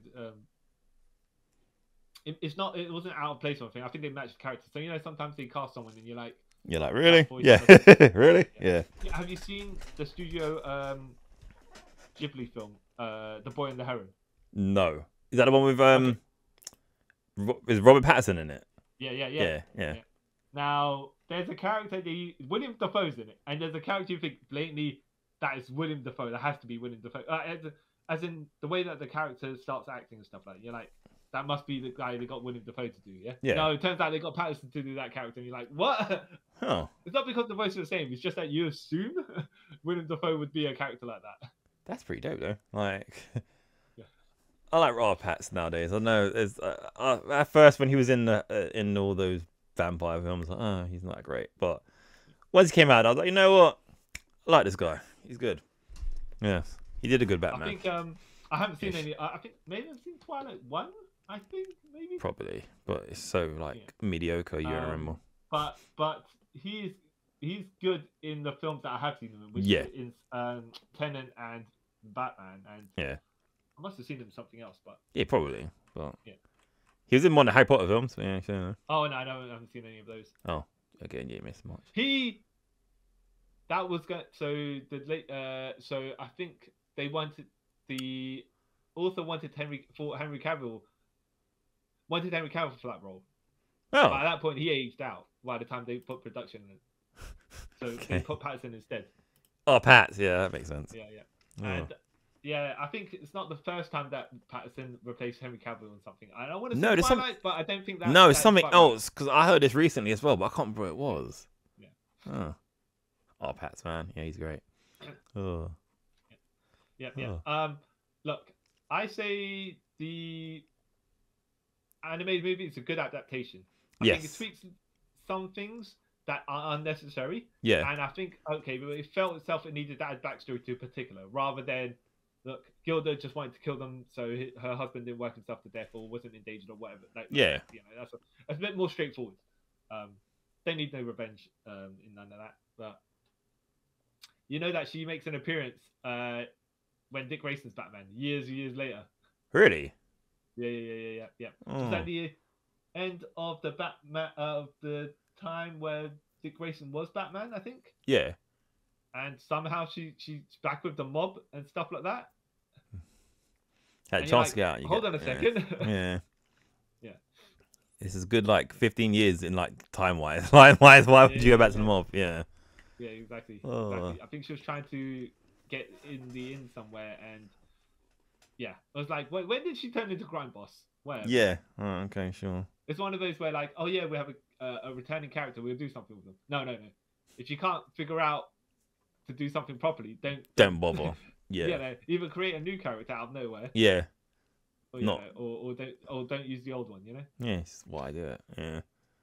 But hey, it's alright. But yeah, saying that, like I enjoyed I've watched most of the Tomorrowverse stuff, and I've enjoyed them. I just need to watch part 2 and 3 of Multiple Crisis on Infinite Earths. Multiple Crisis on Infinite Earths. Is it Crisis on Infinite? Whatever it is, yeah. It's just oh yeah, no, I know what you mean. Yeah. Because there's multiple parts. Yeah. That's what you meant. Right? Yes. There's the multiple crises. Not that there's multiple crises on Infinite Earths. No. That's like X on top. Yeah, that's just like an end game. Like there's nothing you can do after that. Yeah. So I need to watch them. I haven't watched. These only two I've watched in the Tomorrowverse. So yeah. I do want to watch Man of Tomorrow because Lobo's in it. Yes. It's pretty good. And I've seen clips for Justice Society World War II and clips of Green Lantern Beware My Power. Yeah, they're both good. John Stewart is the lead, and I'm like, what happened to Hal Jordan? Oh, he's in it. Yeah. I saw that entire. I saw sections of it, which not because I spoiled or anything, but like, okay, are we starting the story with John Stewart, or what happens to and then yeah. Then you start watching more and more clips. Yeah, you're like, to work because that one clip leads you somewhere, and you're like, I've got to find the next clip now. Yeah, and you kind of figure out like, okay. Because I think if I have it, I'll send it to you. Yeah. Do I have it? No. Yeah, but yeah. So Yeah. You send me the link. That's what. Yeah, I'll send you a link. Yeah. Your login.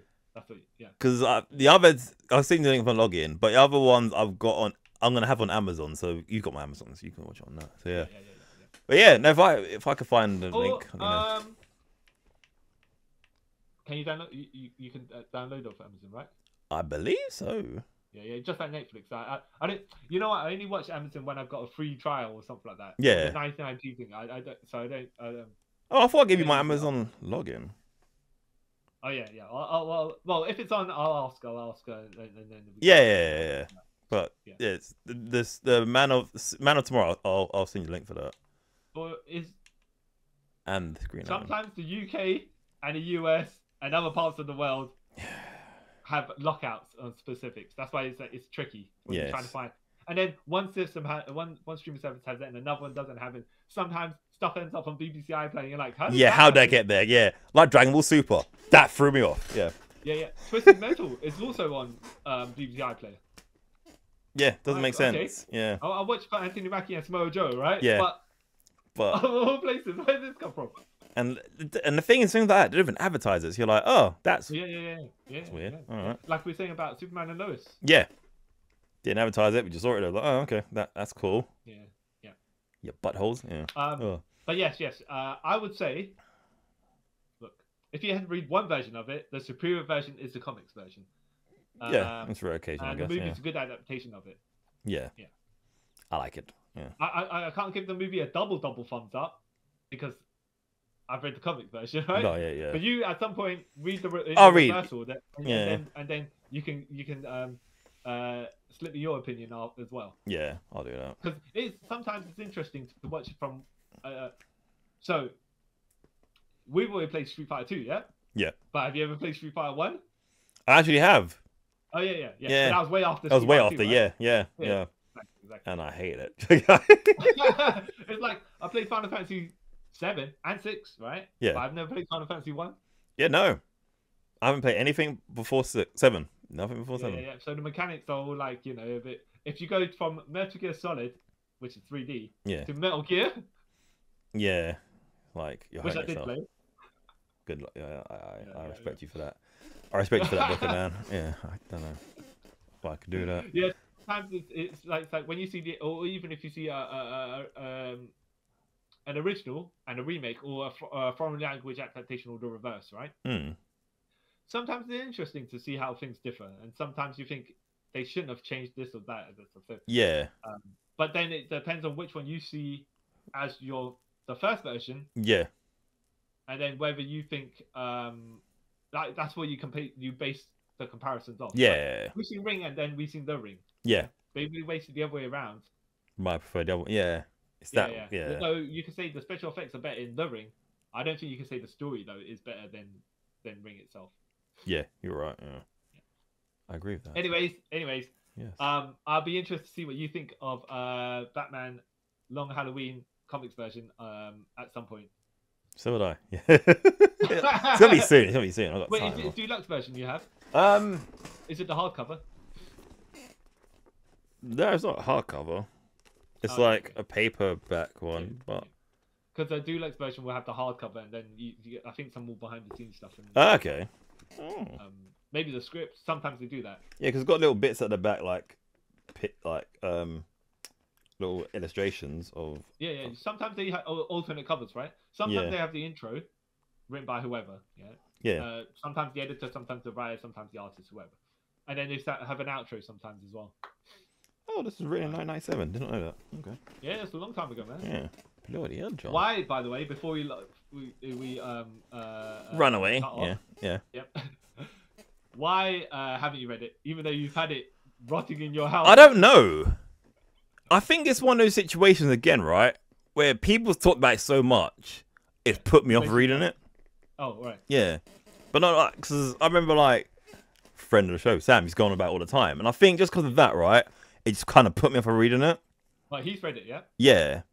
And he spoiled for you, like he spoiled you, Jason punching off some guy's head in Jason Part 8. Yeah, before I even saw the whole film. But yeah, and he showed one bit and then showed me that. I was like, oh, okay, so great film. So yeah, so I think that kind of put me off. But I've always wanted to read it, and I like kind of forget that I have it until like recently. I was like, oh yeah, we have this. I should give it a look at some point. But yeah, no, I will. And this is before Jeff Loeb became weird, I guess. So yeah. Yeah. Don't know I said it like that. That's mean. By the way, you know who wrote Commando, the Arnold Schwarzenegger film? Really? Yeah. I'm sure you've seen it. Yeah, of course I have. That's a kind of an action parody, but not. Yeah. Like, which way is he going? That's yeah. Wow, he is a weird guy. Yeah. I respect him. Okay, so that's us signing off on this episode about Batman The Long Halloween, the movie and the comic version. Yes. Not the longest Halloween, the long Halloween, yeah. The last Halloween, you mean? Oh, yeah. Why is it called the longest Halloween? That's hilarious. Sequels that don't happen, right? Because at some point someone's got to think, the longest Halloween. Yeah. I'll find that, because then that's a 2-year storyline, right? Yeah, exactly. But then you're like, no, it doesn't exist. Just like you've been making up characters and making up suspects and making up crossovers as well.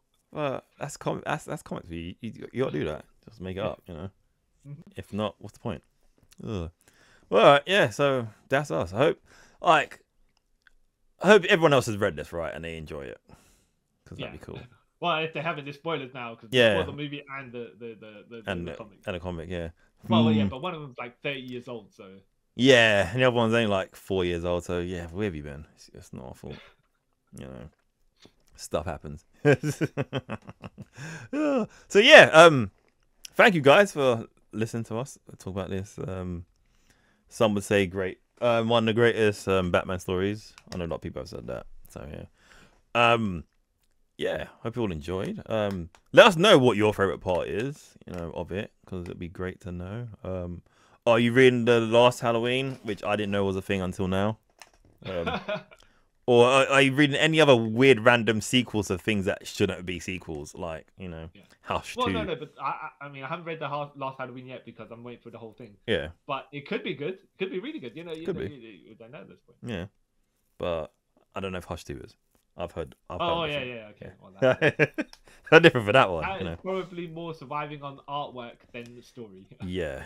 Because I've heard they do some weird things with Jason Todd in that as well. So, yeah. Because he needs stuff to do right now. Because his book got cancelled. Yes. So, yeah, I hope you enjoyed this spooky episode. Let us know what you think. Don't forget to like, share, subscribe if you're watching this on YouTube. And follow us on all our social media places like Instagram, TikTok, Twitter. If you're listening to us on the audio realms, don't forget to give us a 5-star review. Leave a review. That'd be pretty nice of you. It'd be great. And yeah, that's all I can think of. Do you think that Julia Dent is actually Harvey Dent's daughter? I don't know. That has nothing to do with this. Duella Dent, yeah. Has actually done nothing to do with anything. I once again mixed up his wife's name, but then I was like, oh yeah, okay. See, yeah, let us know. And right, don't forget to leave comments about lovely jubbly stuff. Check out all our other episodes. That'd be very nice of you. And until next time, guys, I have been the man who says one guy is the son I never had, even though I've barely ever spoke to this guy, Carl Charles. Yeah. And I'm the monstrous entity that lives in the sewers that I was born on Monday. CY Charles. Yeah. Not Killer Croc, which I thought was Killer Croc. You know what? It's one of those things where if they had adapted it and they had Waylon Jones in there instead, yeah, I wouldn't have minded. No, okay, that's cool. You can pick and choose who goes in there. And their part is not so significant as any alterations. No. Have you seen the Planet Hulk animated movie? Yes. Where they had Beta Ray Bill rather than 4. Yeah. Rather than Silver Surfer. The Silver Surfer. Yeah, why do I think 4? Yeah. No. I thought that. Yeah. Silver Surfer, I think it was the Silver. So in the comics, he fights the Silver Savage, right? Yeah. The Silver Surfer. They've just done whatever they've done. Yeah. And he doesn't really want to fight anyway, so yeah. And then they swapped him out for Beta Ray Bill instead. Yeah, it didn't make no sense. That made more sense to me than the Silver Surfer, I was honest. But yeah. Because how did Silver Surfer get caught? Beta Ray was like, when you've got Thor level character that you want to get beat up, you don't want to be beat. You don't want to have Thor himself get beat up. Yeah. Beta Ray Bill basically become the jobber. Yeah. Like, no man, you should treat the guy with a bit more respect. I don't mind, but then it made more sense him than the Silver Surfer, who, depending who you speak to, is the strongest person, one of the strongest entities in. Wow, crap. There is, okay, we're gonna go on a little tangent here, but there is a comic book website which has they've got the characters, like they've got Thor, Hulk, and Silver Surfer as the 3 strongest members of the heroes of the Marvel Universe, right? But they interchange their losses. And wins against each other. Yeah. So mostly Silver Surfer can beat Hulk, right? Yeah. But that's because he's got the cosmic power to just turn him back into Bruce Banner. Yeah. Right? Yeah. Hulk can mostly beat Thor. Yeah. And Thor can mostly beat Silver Surfer. Oh, it's like that weird triangle in Pokemon, like But there are reasons for specifics as well. It's just like some people's powers work better than it's just like, for example, and this is my canon for when the Shield can. When the Shield in WWE fight each other, right? Yeah. So Seth Rollins is an architect, but he cannot outthink brute strength, which is Roman Reigns. Yeah. Yeah. what else? So no, no, sorry. He can outthink the powerhouse Roman Reigns. Yeah, right? yeah. He can't outthink Dean Ambrose because Crazy. Yeah, exactly. Yeah. Yeah, And then Roman Reigns can outmuscle Dean Ambrose because the crazy can't overpower that. yeah. But then Seth Rollins can beat Roman Reigns Roman Reigns. because plans that far ahead, you know? Yeah, So you go into that sort of triangle. yeah. It kind of makes sense. Yeah. Yeah. It's not logical, but I'm making my logic because it's No. like in wrestling they script the wins, yeah. Yeah. But then you're like, why can this guy do that, but the other guy? Yeah. Make it I'll make do sense. it myself then, just like that. Yeah, yeah. I need that glove. Yeah. But yeah. And wait, did you say who he was? Sorry? Did you say your tagline? Yeah. Born on Monday. That's it. And thank you guys for taking a trip with us around the multiverse. See you guys later. Bye. Woo.